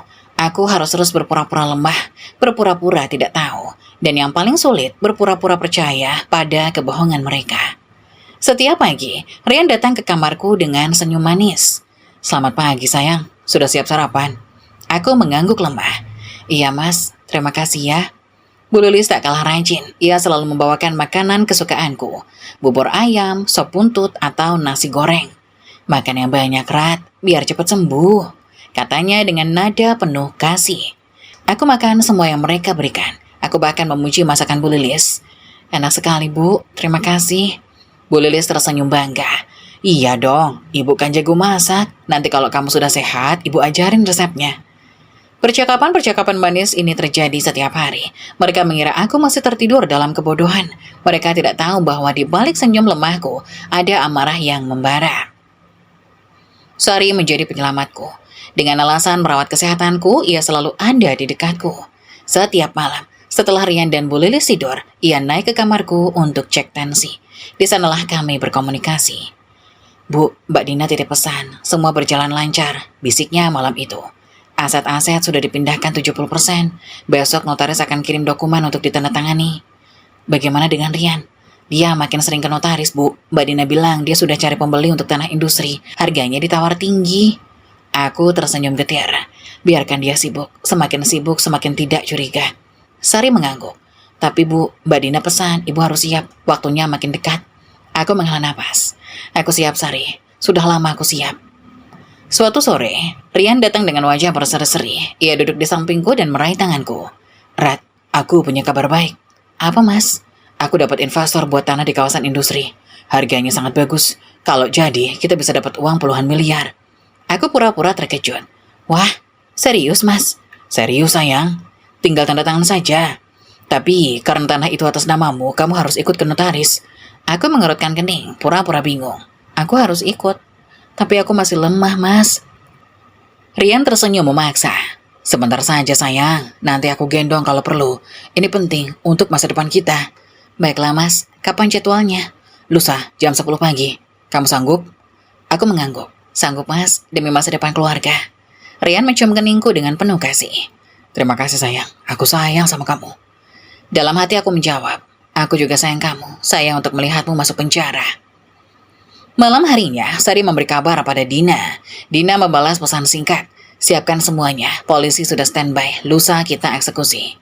Aku membalas. Bimo bagaimana? Dina mengirim foto Bimo sedang tidur dengan boneka kesayangannya. Di bawah foto itu tertulis, dia sehat. Dia menunggumu. Semangat, Rat. Aku menangis diam-diam. Anakku sebentar lagi. Mama pulang. Sebelum tidur aku berdoa, bukan untuk keselamatanku tapi untuk keadilan. Tuhan, jika Engkau mendengar, tolong lancarkan semuanya. Aku sudah lelah berpura-pura. Aku sudah lelah dikhianati. Aku hanya ingin memeluk anakku lagi. Esoknya aku menjalani hari seperti biasa. Sarapan dengan Rian dan Bu Lilis. Mendengarkan celoteh mereka tentang rencana setelah uang masuk. Rian ingin membeli mobil mewah. Bu Lilis ingin renovasi rumah di kampung. Aku hanya tersenyum dan mengangguk. Biarkan mereka bermimpi. Mimpi itu akan segera berakhir. Menjelang malam, Sari membantuku mandi dan mengganti baju. Ia menyisir rambutku dengan lembut. Bu, besok hari besar, bisiknya. Iya, Sari. Terima kasih sudah membantuku. Sari tersenyum. Saya hanya menjalankan amanah Mbak Dina dan saya percaya kebaikan akan menang. Aku memegang tangannya. Kamu bagian dari kebaikan itu, Sari. Malam itu, aku tidur lebih awal. Besok adalah hari yang menentukan. Aku harus bugar, harus siap menghadapi apapun. Dalam tidurku aku bermimpi tentang Bimo. Ia berlari ke arahku sambil tertawa. Mama pulang. Aku memeluknya erat, mencium pipinya yang lembut. Mama janji tidak akan pergi lagi, nak. Mimpi itu indah dan besok mimpi itu akan menjadi kenyataan. Hari-hari menjelang pertemuan di notaris adalah masa paling membahagiakan bagi Rian dan Bu Lilis. Mereka tidak bisa menyembunyikan kegembiraan mereka meski di depanku mereka masih berusaha terlihat biasa saja. Pagi itu, aku mendengar mereka bercakap-cakap di dapur. Sari yang sedang menyiapkan sarapan untukku, merekam percakapan itu dengan ponsel yang sengaja ia letakkan di balik rak piring. Bu, besok lusa jadi. Aku sudah konfirmasi sama notaris dan pembeli. Kata Rian dengan nada bersemangat. Bagus, nak. Hati-hati, jangan sampai Ratna curiga. Jawab Bu Lilis. Dia mah percaya saja. Tanda tangan tanpa baca, lagi pula surat kuasa sudah aku pegang. Tapi Ibu masih was-was sama Dina. Jangan-jangan dia tahu rencana kita. Rian tertawa. Dina, sudah aku atasi, Bu. Katanya sibuk dengan lain-lain. Lagi pula Ratna sudah setuju semuanya. Apa yang bisa Dina lakukan? Bu Lilis ikut tertawa. Iya juga. Sebentar lagi semua harta ini jadi milik kita. Ibu tidak sabar mau beli rumah baru, mobil baru, perhiasan baru. Kita akan hidup mewah, Bu. Akhirnya setelah bertahun-tahun susah, kita menang. Mereka bersulang dengan gelas berisi teh. Aku mendengar semuanya dari kamar, dan hatiku membara. Sore harinya, Rian datang ke kamarku dengan membawa setumpuk dokumen. Wajahnya berseri-seri, matanya berbinar menahan kegembiraan. Rat, ini dokumen untuk besok. Kamu hanya perlu tanda tangan di halaman terakhir. Katanya sambil membuka map merah. Aku mengambil dokumen itu, berpura-pura membacanya. Ini jual tanah yang di kawasan industri, Mas. Iya, sayang. Harganya bagus banget. Kita untung besar. Pembelinya siapa, Mas? Rian agak gugup. Perusahaan investasi asing. Nama mereka, aku lupa. Yang penting uangnya masuk. Aku mengangguk. Baik, Mas. Aku percaya sama Mas. Rian tersenyum lega. Ia mencium pipiku. Makasih, sayang. Kamu istri yang terbaik. Dalam hati aku berkata, dan kamu suami terpalsu. Setelah Rian keluar, aku segera menghubungi Dina lewat ponsel cadangan. Din, dokumen sudah di tanganku. Harga penjualan 40 miliar. Pembeli fiktif. Dina membalas cepat. Pembeli benar-benar ada, tapi mereka tidak tahu kalau tanah itu bermasalah. Aku sudah hubungi mereka. Mereka akan membatalkan transaksi jika tahu ini penipuan. Jangan khawatir. Besok jam 10, polisi siap. Siap, 4 unit mobil, 12 personel. Mereka akan masuk tepat saat kamu tanda tangan. Aku membalas, aku siap. Malam harinya Sari membantuku mempersiapkan diri. Aku memilih baju yang rapi, blus putih dan celana bahan hitam. Aku ingin terlihat profesional, bukan seperti korban yang lemah. Bu, ibu ini hebat, bisik Sari sambil merapikan rambutku. Saya tidak menyangka ibu sekuat ini. Aku tersenyum. Kata orang, jangan remehkan kekuatan seorang ibu yang anaknya terancam. Besok saya ikut, Bu. Kamu tunggu di sini, jaga rumah. Aku tidak mau mereka punya alasan untuk kabur. Sari mengangguk patuh. Tak lama kemudian terdengar suara mobil masuk. Dina datang dengan cara yang sama, menyelinap lewat belakang setelah Sari memastikan Rian dan Ibu Lili sudah tertidur karena teh obat buatannya. Dina memeluk erat. Rat, ini dia. Besok semua akan selesai. Kamu yakin semuanya aman? Yakin. Polisi sudah kukasih semua bukti. Rekaman, saksi, dokumen. Mereka akan ditangkap di TKP. Kasusnya berat, penelantaran anak, penipuan, percobaan penggelapan aset. Minimal 7 tahun. Aku menghela napas lega. Terima kasih, Din. Tanpa kamu aku sudah mati. Dina tersenyum. Kita sahabat, Rat. Sampai mati pun aku akan belain kamu. Sebelum pergi, Dina menunjukkan video Bimo. Di video itu anakku sedang bernyanyi. Ia menyanyikan lagu kesukaannya. Ia tersenyum lebar melambai ke kamera. Bimo sayang mama cepat pulang ya. Serunya di akhir video. Aku menangis. Dia tahu aku akan jemput. Dina mengangguk. Aku bilang mama lagi siapin kejutan spesial buat Bimo. Dia sabar kok nunggunya. Malam itu aku tidur dengan tenang. Tidak ada rasa takut. Tidak ada keraguan. Besok adalah hari pembalasan. Pagi harinya, Rian menjemputku dengan setelan rapi. Ia bahkan memakaikanku sepatu. Hari yang indah sayang, katanya sambil tersenyum. Hari yang indah mas, jawabku. Bu Lilis ikut serta. Katanya ingin menyaksikan momen bersejarah. Di dalam mobil mereka terus berceloteh tentang rencana setelah uang masuk. Aku hanya diam, menikmati pemandangan di luar jendela. Mobil melaju meninggalkan rumah. Di belakang, tanpa mereka sadari, sebuah mobil hitam mengikuti dari kejauhan. Itu Dina yang akan menyaksikan semuanya dari dekat. Aku meraba ponsel kecil di sakuku. Siap. 10 menit kemudian, kami tiba di kantor notaris. Rian turun lebih dulu, lalu membantuku keluar dari mobil. Kamu kuat sayang? Kuat mas. Kami memasuki gedung. Lift membawa kami ke lantai 5. Di dalam lift, Rian merayap tanganku. Tangannya berkeringat dingin, gugup. Atau senang, aku tidak tahu. Pintu lift terbuka. Seorang sekretaris menyambut kami dengan senyum profesional. Selamat pagi, Pak. Notaris sudah menunggu. Kami berjalan menuju ruangan. Rian dan Bu Lilis di depan, aku sedikit di belakang. Saat itulah tanpa mereka lihat, aku bertukar pandang dengan Dina yang duduk di ruang tunggu menyamar sebagai klien lain. Dina mengangguk tipis. Semua sudah siap. Aku melangkah masuk ke ruangan, siap untuk babak terakhir drama ini. Rian tidak menyadari apapun. Ia terlalu sibuk membayangkan uang 40 miliar masuk ke rekeningnya. Pak Hartono, notaris itu, menyambut kami dengan ramah. Selamat pagi, Bu Ratna, Pak Rian, Ibu Lilis, silahkan duduk. Kami mengambil tempat. Rian di sampingku, Bu Lilis di kursi sebelahnya. Pak Hartono membuka map tebal di depannya. Mari kita mulai. Ini adalah perjanjian jual beli atas tanah seluas 2 hektar di kawasan industri atas nama Ratna Wijaya yang akan dijual kepada PT Investama Global dengan nilai transaksi 40 miliar rupiah. Ia membaca panjang lebar. Aku hanya mendengar setengahnya. Fokusku pada pintu, menunggu. Setelah selesai membaca, Pak Hartono bertanya, Ibu Ratna, apakah Ibu sudah memahami isi dokumen ini setuju untuk menandatanganinya? Sebelum aku sempat menjawab, Rian menyela. Sudah Pak, istri saya sudah setuju.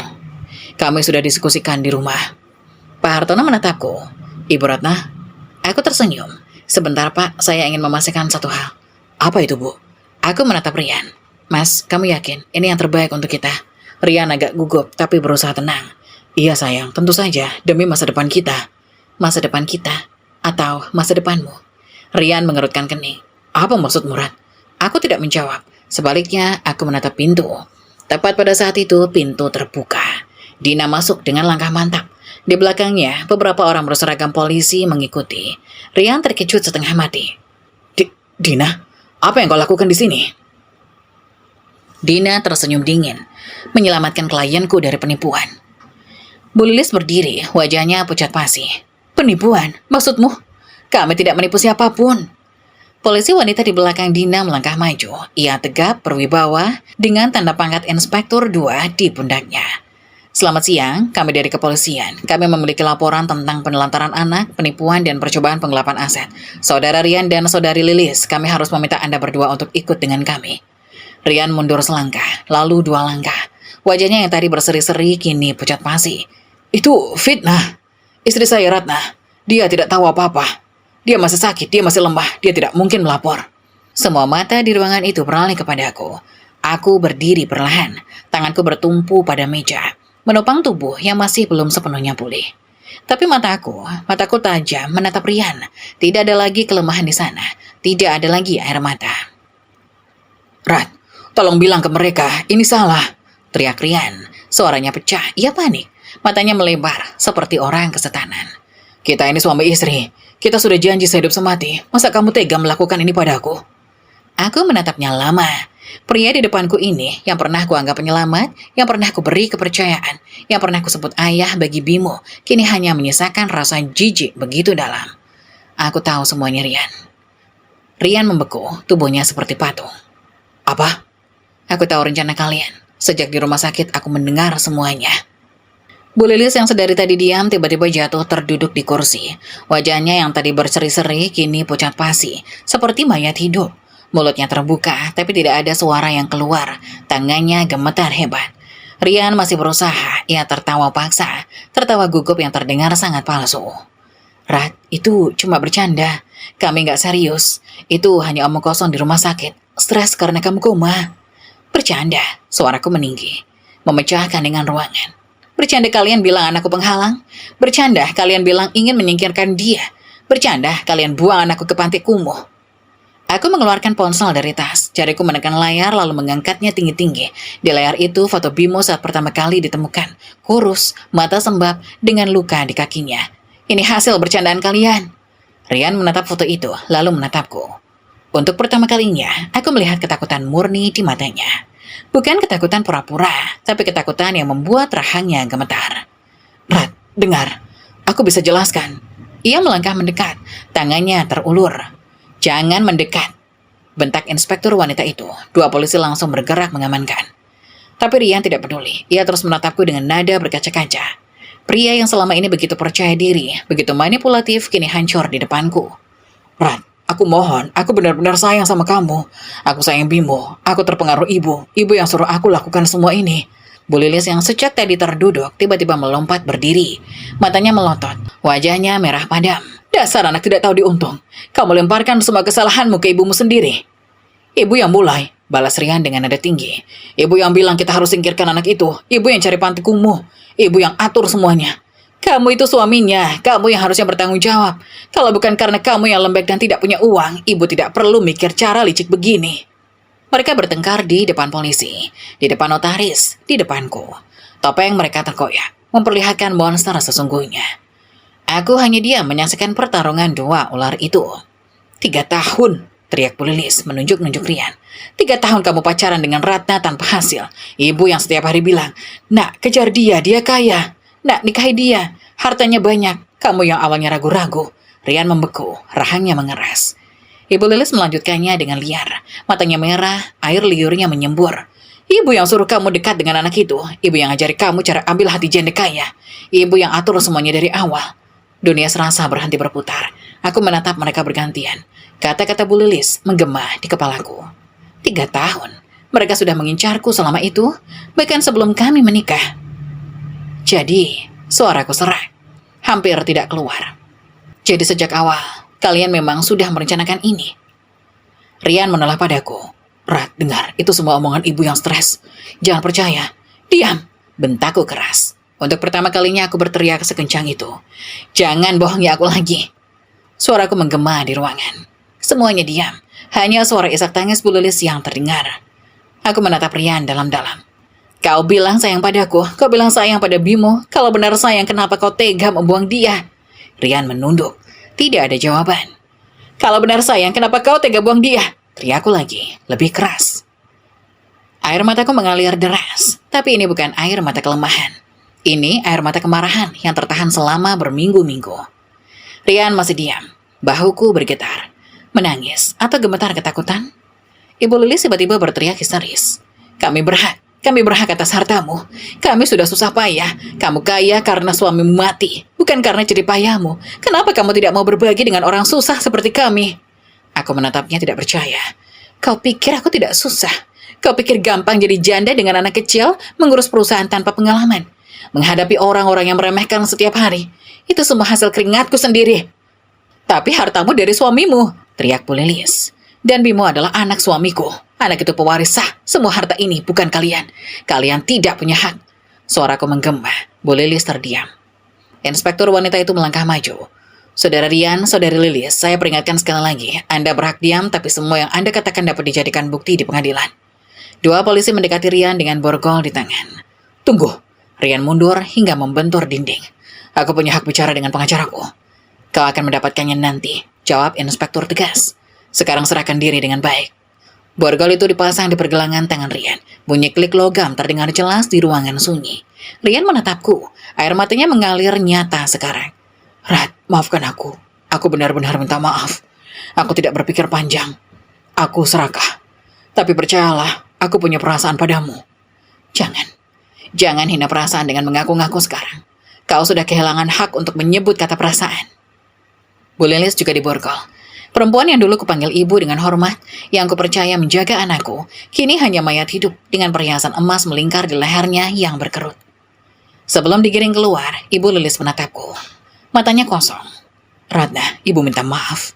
Ibu hanya ingin hidup enak. Ibu sudah tua, capek jualan gorengan. Ibu hanya ingin istirahat. Kau ingin istirahat? Aku tertawa pahit. Anakku hampir mati di panti kumuh karena istirahatmu. Polisi menggiring mereka keluar. Di ambang pintu, Rian berbalik sekali lagi. Tubuhnya lunglai, borgol di tangannya berkilau terkena cahaya. Rat, sekali lagi, maafkan aku. Dan tolong jaga Bimo, aku benar-benar sayang dengan dia. Aku menatapnya lama. Pria itu dengan segala kebohongan, pengkhianatan, dan kepalsuannya mengaku sayang pada anakku. Kau tidak pernah sayang dia, jawabku lirih. Orang yang sayang tidak akan membuang anak yang dicintainya ke tempat kumuh. Rian menunduk, bahunya bergetar. Bawa dia, perintah inspektur. Rian digiring keluar, Bu Lilis mengikuti dengan langkah gontai, terisak-isak sepanjang jalan. Pintu tertutup di belakang mereka. Suara langkah kaki menjauh, lalu hilang. Ruangan terasa sunyi yang luar biasa. Pak Hartono menghela napas panjang, melepas kacamatanya dan mengusap wajah. Ibu Ratna, saya sudah lama jadi notaris, sudah banyak kasus sengketa harta, penipuan, penggelapan. Tapi yang ini yang paling kejam. Mengorbankan anak kecil demi harta, saya turut berduka. Aku hanya mengangguk lelah. Dina memeluk erat. Kamu hebat, Rat. Sangat hebat. Bertahan di tengah semua ini. Aku memeluknya balik. Untuk pertama kalinya hari ini, air mataku jatuh. Bukan karena sedih, tapi karena lega. Bukan karena takut, tapi karena perang usai. Semua sudah berakhir. Aku tidak sanggup tanpa kalian, Din. Bisikku. Dina tertawa kecil. Omong kosong, kamu wanita terkuat yang pernah aku kenal. Pak Hartono mendekat. Ibu Ratna, dokumen-dokumen yang sudah ibu pindahkan ke atas nama Bimo aman. Saya yang mengurus semuanya. Tidak akan ada yang bisa menggugat. Terima kasih, Pak. Terima kasih banyak. Kami melangkah keluar dari ruangan itu, meninggalkan berkas-berkas berserakan di lantai, meninggalkan masa lalu yang kelam, dan melangkah menuju masa depan yang baru. Di lobi, beberapa orang menatap kami dengan rasa ingin tahu. Mungkin mereka melihat dua wanita dengan mata sembab keluar dari kantor notaris ditemani polisi. Mereka tidak tahu apa yang baru saja terjadi di atas. Mereka tidak tahu bahwa di ruangan itu keadilan baru saja ditegakkan. Di dalam mobil, Dina menjalankan kendaraan. Aku duduk di sampingnya, menatap gedung perkantoran yang menjauh di kaca spion. Din, Bimo, sudah aku siapkan. Dia di rumah sakit tempat pertama kali dirawat. Aku minta mereka menjaganya sampai semua selesai. Aku menghela napas. Dia tahu aku datang. Aku bilang, Mama akan jemput hari ini. Dia sudah nunggu dari pagi. Katanya mau kasih kejutan. Aku tersenyum. Untuk pertama kalinya dalam berminggu-minggu, senyum itu tulus. Maju Din, cepat. Dina tertawa. Iya Ibu Ratna, gaspol. Mobil melaju meninggalkan gedung perkantoran, meninggalkan Rian dan Ibu Lilis yang kini duduk di sel tahanan, meninggalkan semua kepalsuan dan pengkhianatan. Di depanku masa depan menanti, masa depan bersama anakku. 2 jam kemudian, mobil berhenti di depan sebuah rumah sakit kecil di pinggiran kota. Tempat ini sengaja dipilih Dina agar jauh dari jangkauan Rian dan Bu Lilis. Aku turun dengan jantung berdebar. Kakiku terasa ringan meski tubuh masih lelah. Dina menuntun masuk. Dia di ruang perawatan anak, lantai 2, sudah tahu kamu datang. Sepanjang koridor rumah sakit, aku hanya bisa membayangkan wajah Bimo. Apakah dia marah? Apakah ia masih ingat aku? Apakah ia masih mau memanggilku Mama?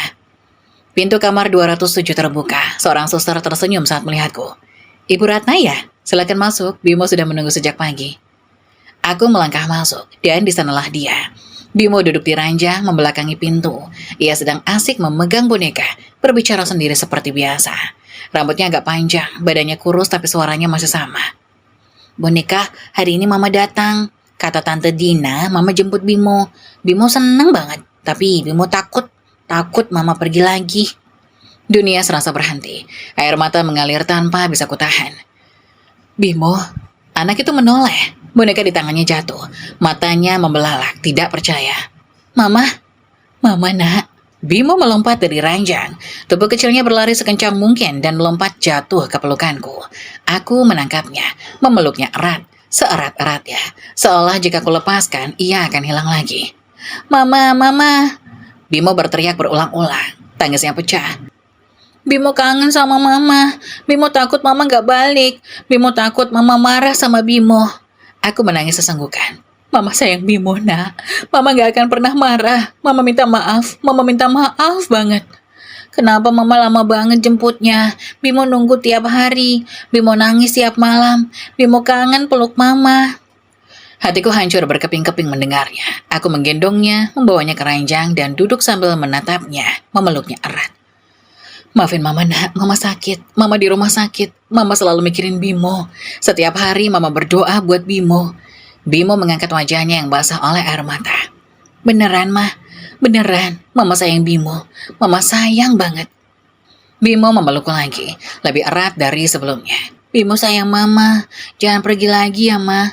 Gak akan, nak. Mama janji. Gak akan pernah pergi lagi. Kami berpelukan cukup lama. Bimo menangis sampai kelelahan. Tapi tangannya tidak mau lepas dari bajuku. Seolah takut aku akan lenyap jika ia melepaskannya.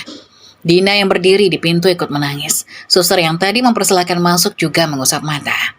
Akhirnya, bisik Dina. Akhirnya mereka bersama lagi. 3 minggu setelah penangkapan, sidang perdana kasus penelantaran anak dan penipuan yang dilakukan Rian dan Bu Lilis akhirnya digelar. Pengadilan negeri dipadati wartawan dan masyarakat yang penasaran dengan kasus yang menghebohkan itu. Seorang suami dan ibu mertua yang tega membuang anak tiri ke panti kumuh demi menguasai hartanya. Aku datang dengan Dina di sisiku. Sari juga ikut sebagai saksi. Di bangku pengunjung terlihat beberapa karyawan perusahaanku, juga kerabat Arman yang sejak lama curiga dengan Rian. Rian dan Bu Lilis digiring masuk dengan baju tahanan berwarna oranye. Rian tampak kurus, matanya cekung, rambutnya acak-acakan. Tidak seperti dulu yang selalu rapi. Bu Lilis berjalan tertatih, wajahnya pucat pasi. Perhiasan emas yang dulu selalu menghiasi tubuhnya kini lenyap. Mata Rian segera mencariku di ruang sidang. Saat pandangan kami bertemu, ia menunduk. Malu atau hanya pura-pura? Jaksa penuntut umum mulai membacakan dakwaan. Suaranya tegas menggema di ruangan yang hening.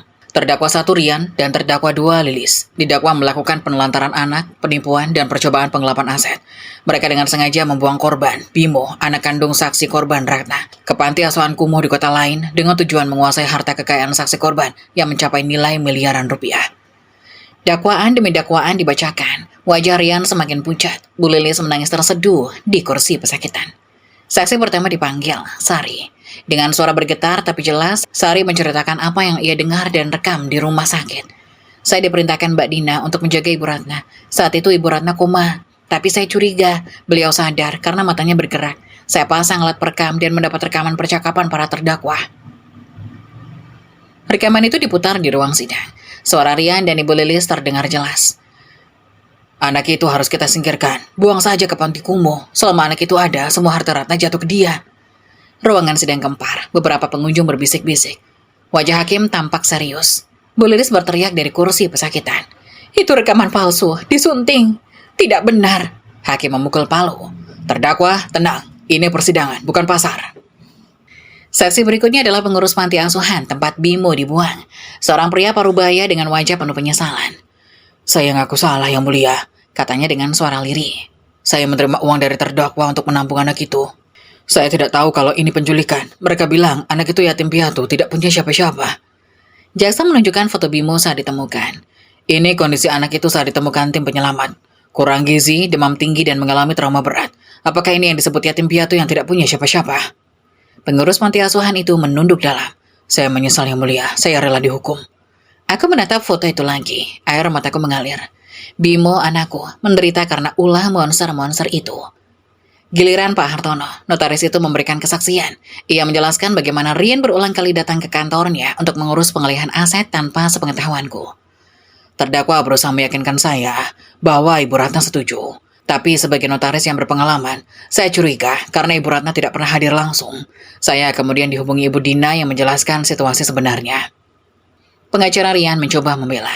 Klien saya adalah suami sah saksi korban. Wajar jika ia mengelola harta istri. Jaksa langsung membantah. Mengelola berbeda dengan mengalihkan ke nama pribadi dan menjual tanpa sepengetahuan pemilik, apalagi sambil menelantarkan anak pemilik harta tersebut. Hakim mengangguk setuju. Saat saksi kunci dipanggil, aku berjalan menuju kursi saksi dengan langkah mantap. Di depanku Rian menatapku dengan mata berkaca-kaca. Bu Lilis terus menunduk. Saudari Ratna, tolong ceritakan apa yang Anda alami.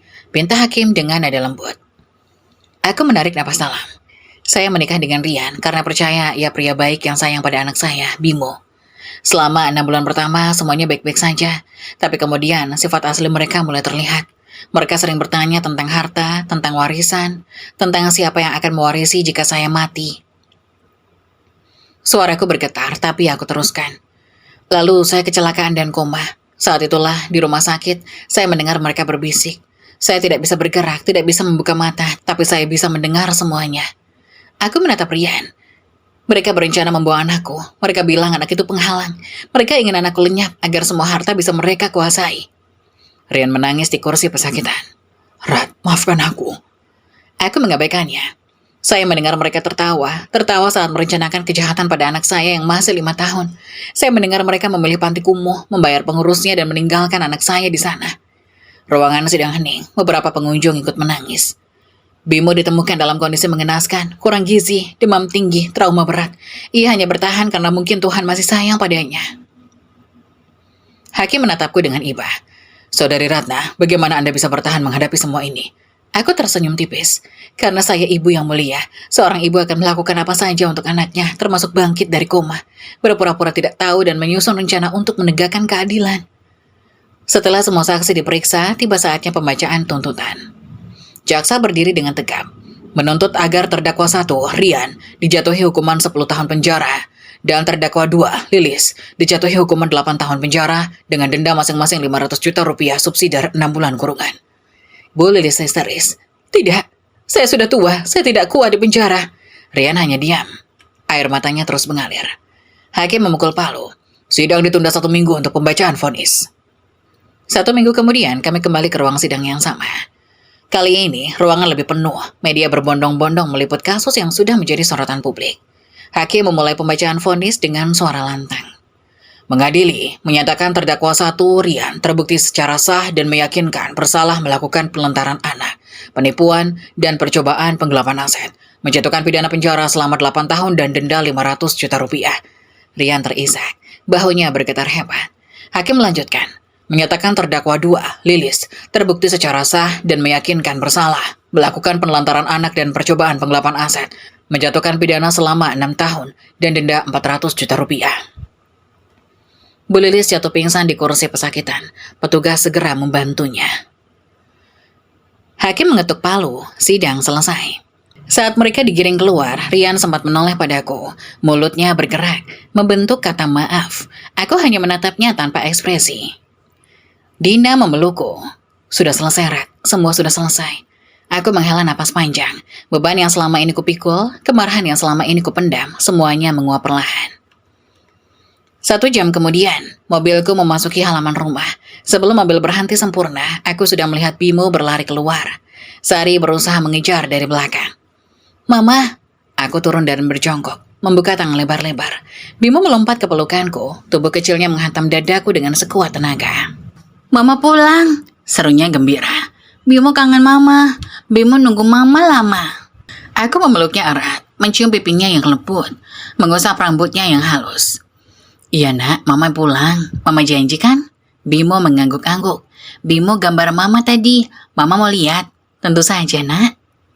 Bimo menarik tanganku masuk ke rumah. Di ruang tamu, gambar kami berdua dengan pelangi itu sudah dipajang di dinding. Sari tersenyum dari dapur. Bagus banget, kataku tulus. Bimo jago gambar. Bimo tersenyum bangga, lalu tiba-tiba ia memelukku lagi. Mama, Bimo senang banget mama pulang. Bimo takut mama pergi lagi. Aku menggendongnya dan duduk di sofa. Bimo merebahkan kepalanya di dadaku. Mendengar detak jantungku. Mama gak akan pergi lagi, nak. Mama di sini sama Bimo. Gak ada yang bisa pisahin kita lagi. Mama janji. Janji, nak. Orang jahat itu udah gak ada. Tanyanya lirih. Aku tahu ia bicara tentang Rian. Tentang pria yang dulu ia panggil papa. Udah, nak. Mereka gak akan ganggu Bimo lagi. Sekarang Bimo cuma sama mama. Sama orang-orang yang sayang sama Bimo. Bimo diam sebentar. Lalu ia berkata, Bimo seneng cuma sama mama. Mama aja cukup. Air mataku jatuh lagi. Tapi kali ini air mata bahagia. Iya, nak. Mama aja cukup. Bimo tersenyum lalu memejamkan mata. Dalam beberapa menit ia tertidur dengan tenang di pelukanku. Dina yang masuk diam-diam tersenyum melihat kami. Akhirnya damai ya. Aku mengangguk. Iya, Din. Akhirnya. Di luar, matahari mulai tenggelam. Mewarnai langit dengan jingga keemasan. Di dalam aku duduk memeluk anakku, merasakan hangatnya tubuhnya, mendengar detak jantungnya yang tenang. Rian dan Bu Lilis mungkin ada di balik jeruji besi, tapi itu bukan urusanku lagi. Urusanku sekarang hanya satu, membahagiakan anakku, memastikan ia tumbuh dengan cinta dan tidak pernah merasa takut lagi. Karena itulah harta paling berharga yang tidak akan pernah bisa direbut siapapun. 1 tahun telah berlalu sejak vonis itu dijatuhkan. Hidup kami sekarang tenang. Mungkin terlalu tenang dibandingkan badai yang kami lalui sebenarnya. Tapi ketenangan ini adalah anugerah yang tak ternilai. Pagi ini seperti biasa, aku bangun pukul 5, membuatkan kopi, duduk di beranda belakang, dan memandangi taman yang berbunga. Arman dulu yang menanam pohon-pohon ini. Sekarang mereka tumbuh subur, seolah ikut merayakan kehidupan baru kami. Mama, suara itu memecah keheningan. Aku tersenyum. Bimo bangun. Di sini, nak. Bimo berlari keluar dengan piyama bergambar dinosaurus. Rambutnya acak-acakan. Ia langsung naik ke pangkuanku dan merebahkan kepala. Mama dari tadi udah bangun. Sudah, nak. Mama mau menikmati hari ini. Kami duduk berdua di beranda, memandangi taman, mendengar kicau burung. Bimo setengah tidur di pangkuanku. Momen-momen seperti inilah yang paling berharga. Setahun ini banyak perubahan, perusahaanku semakin maju, Dina resmi jadi mitra bisnisku dan kami membuka divisi baru. Omset meningkat 30%. Tapi yang paling membanggakan bukan itu. Aku mendirikan Yayasan Peduli Anak, khusus untuk membantu anak-anak korban penelantaran dan kekerasan. Di yayasan ini, Sari menjadi kepala program pendampingan. Ia keluar dari pekerjaan perawatnya dan bergabung penuh waktu. Setiap minggu aku menyempatkan diri datang ke yayasan. Bimo sering ikut bermain dengan anak-anak lain. Ia senang punya teman baru. Mam, mereka kakak Bimo ya? Iya, nak, mereka kakak-kakak yang butuh teman. Bimo boleh jadi teman mereka. Tentu, nak, jadi teman yang baik ya. Bimo mengangguk semangat. Hatiku menghangat melihatnya. Anakku tumbuh menjadi anak yang baik meski sempat terluka. 2 bulan lalu kami kedatangan tamu tak terduga. Seorang wanita paruh baya dengan pakaian sederhana mengetuk pintu rumah. Ia memperkenalkan diri sebagai Tini, adik ipar Rian. Saya baru tahu semuanya dari berita, Bu, katanya dengan mata berkaca-kaca. Saya malu sekali, saya datang meminta maaf atas nama keluarga. Aku mempersilahkannya masuk. Tidak apa-apa, Bu. Anda tidak salah apa-apa. Bu Tini menghela napas. Saya juga mau bilang kalau ibu butuh apa-apa, jangan sungkan hubungi kami. Kami akan bantu sebisanya. Sebelum pulang, Bu Tini menitipkan amplop. Isinya uang 2 juta, uang hasil jualan sayur keliling. Aku tak tega menolak, tapi uang itu kusumbangkan ke yayasan atas nama Bu Tini. Sejak itu, sesekali Bu Tini mengirim pesan menanyakan kabar Bimo. Hubungan baik itu kubiarkan tumbuh karena Bimo perlu tahu bahwa tidak semua keluarga Rian itu jahat. Hari ini adalah hari istimewa. 3 tahun sejak Arman meninggal. Aku dan Bimo akan berziarah ke makamnya. Bimo memilih sendiri baju yang akan dipakai, kemeja biru favoritnya. Mama, Bimo bawain gambar buat Papa Arman, katanya sambil menunjukkan lipatan kertas. Gambar apa, nak? Bimo gambar mama sama Bimo, biar Papa Arman lihat kalau Bimo udah gede. Aku menahan haru. Papa Arman pasti seneng, nak. Makam Arman terletak di TPU yang tidak terlalu jauh. Perjalanan setengah jam melewati jalan-jalan kecil yang rindang. Bimo duduk tenang di kursi belakang, memeluk gambarnya. Sesampainya di sana, udara terasa sejuk. Aku tahu jalan menuju makam Arman sudah hafal di luar kepala.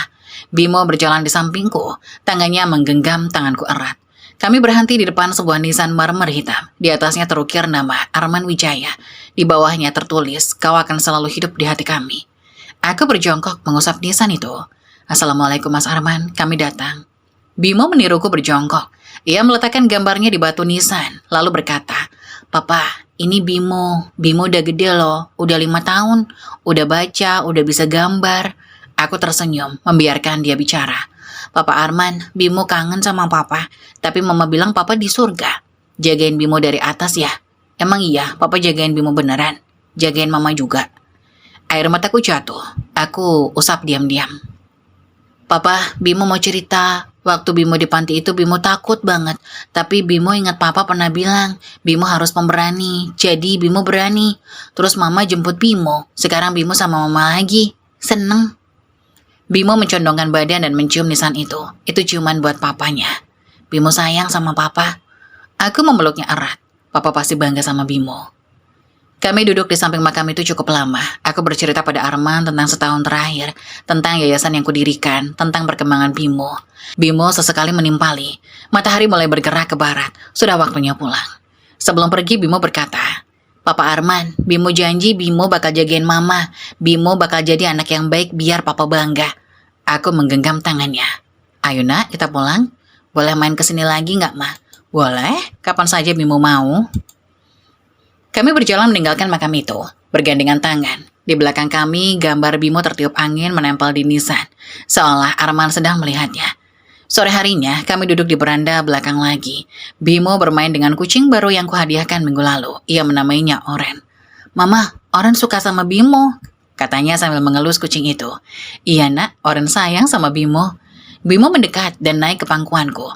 "Mama, Bimo senang Mama gak nikah lagi sama orang jahat." Aku terkejut. "Kok Bimo bilang begitu?" "Soalnya teman Bimo si Dedi punya papa tiri yang jahat. Bimo takut kalau Mama nikah lagi. Papanya jahat kayak Om Rian." Aku memeluknya. "Nah, Mama gak akan nikah lagi. Mama cukup sama Bimo." "Beneran? Beneran, nak?" Bimo tersenyum lebar, memelukku. "Mama terbaik. Bimo sayang sama Mama." "Aku juga sayang kamu, nak. Sayang banget." Malam harinya, setelah Bimo tidur, aku duduk di ruang tamu sendirian. Album foto lama ada di tanganku. Foto pernikahan dengan Mas Arman. Foto Bimo saat baru lahir. Foto kami bertiga. Semua kenangan indah yang akan tergantikan. Di halaman terakhir ada foto terbaru. Bimo dan aku di pantai 2 bulan lalu. Di balik foto itu kutulis awal baru bersama selamanya. Aku menutup album dan berjalan ke kamar Bimo. Ia tidur dengan nyenyak, memeluk boneka kesayangannya. Oren tidur meringkuk di ujung ranjang. Aku mencium keningnya. "Selamat malam, nak. Mimpi indah. Mama di sini jagain kamu." Di ruang tengah, kulihat foto Arman yang terpajang di dinding. Aku tersenyum padanya. "Anakmu hebat, Arman. Kami akan baik-baik aja. Doain kami dari surga ya." Aku melangkah ke kamar, berbaring di tempat tidur, dan untuk pertama kalinya dalam waktu yang lama, aku tidur dengan tenang. Tanpa rasa takut, tanpa beban, hanya kedamaian. 3 tahun kemudian, Bimo kini 8 tahun. Ia duduk di kelas 2 SD, ranking 3 di kelasnya. Ia punya banyak teman dan bercita-cita jadi dokter. Biar bisa obatin orang yang sakit, kayak Mama yang obatin Bimo waktu sakit dulu, katanya suatu hari. Aku tersenyum mendengarnya. Anakku tumbuh dengan hati yang baik, meski pernah mengalami masa kelam. Gurunya sering memuji Bimo karena suka membantu teman yang kesulitan belajar. Di rumah ia rajin membersihkan mainan sendiri tanpa disuruh. Sesekali ia membantu menyiram tanaman di taman, persis seperti yang dulu diajarkan Arman.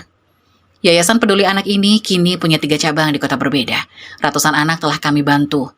Kami berikan pendampingan psikologis, bantuan pendidikan, dan tempat tinggal sementara.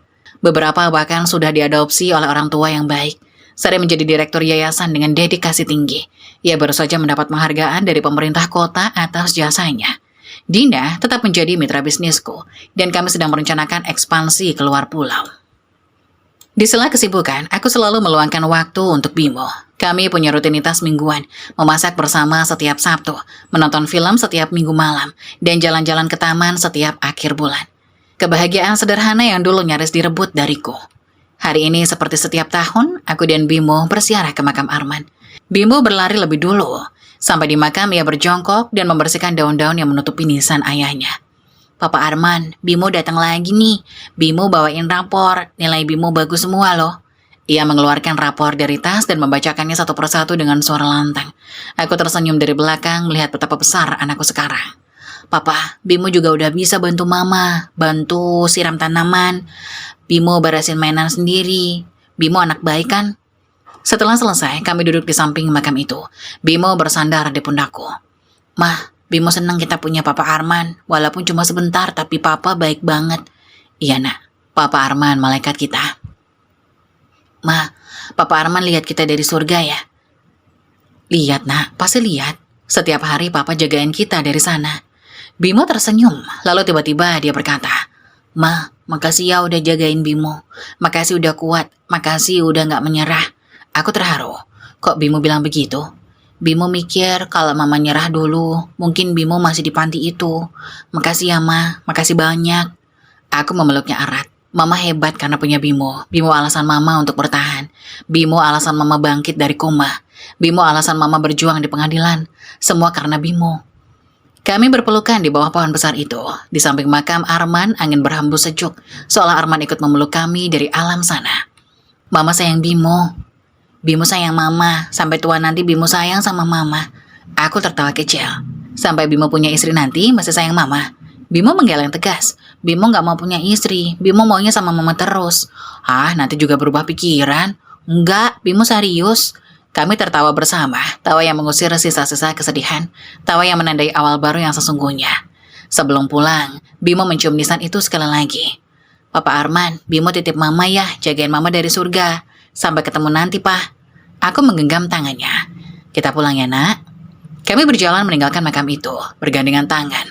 Di belakang kami matahari bersinar cerah, menerangi jalan pulang. Di depan kami, masa depan menanti dengan segala kemungkinan. Bersama, kami akan menghadapi semuanya.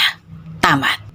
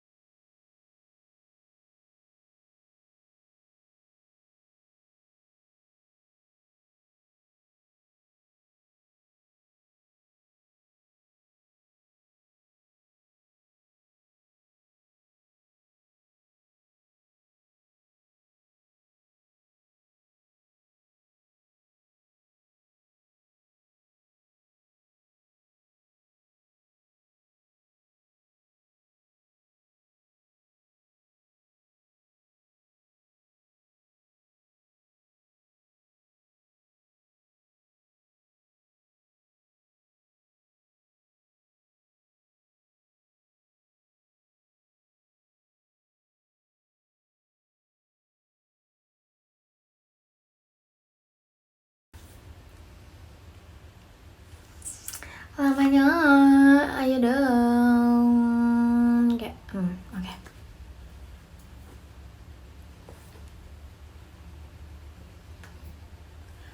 Nah, Bunda, kisah Ari di hari ini membuktikan bahwa perjuangan seorang ibu tidak akan pernah sia-sia. Meski sempat diinjak-injak dan nyawa anaknya terancam, Arini mampu bangkit menjadi wanita yang jauh lebih berkuasa. Kesombongan suami dan mertua yang gila harta akhirnya runtuh berkeping-keping di tangan Arini sendiri.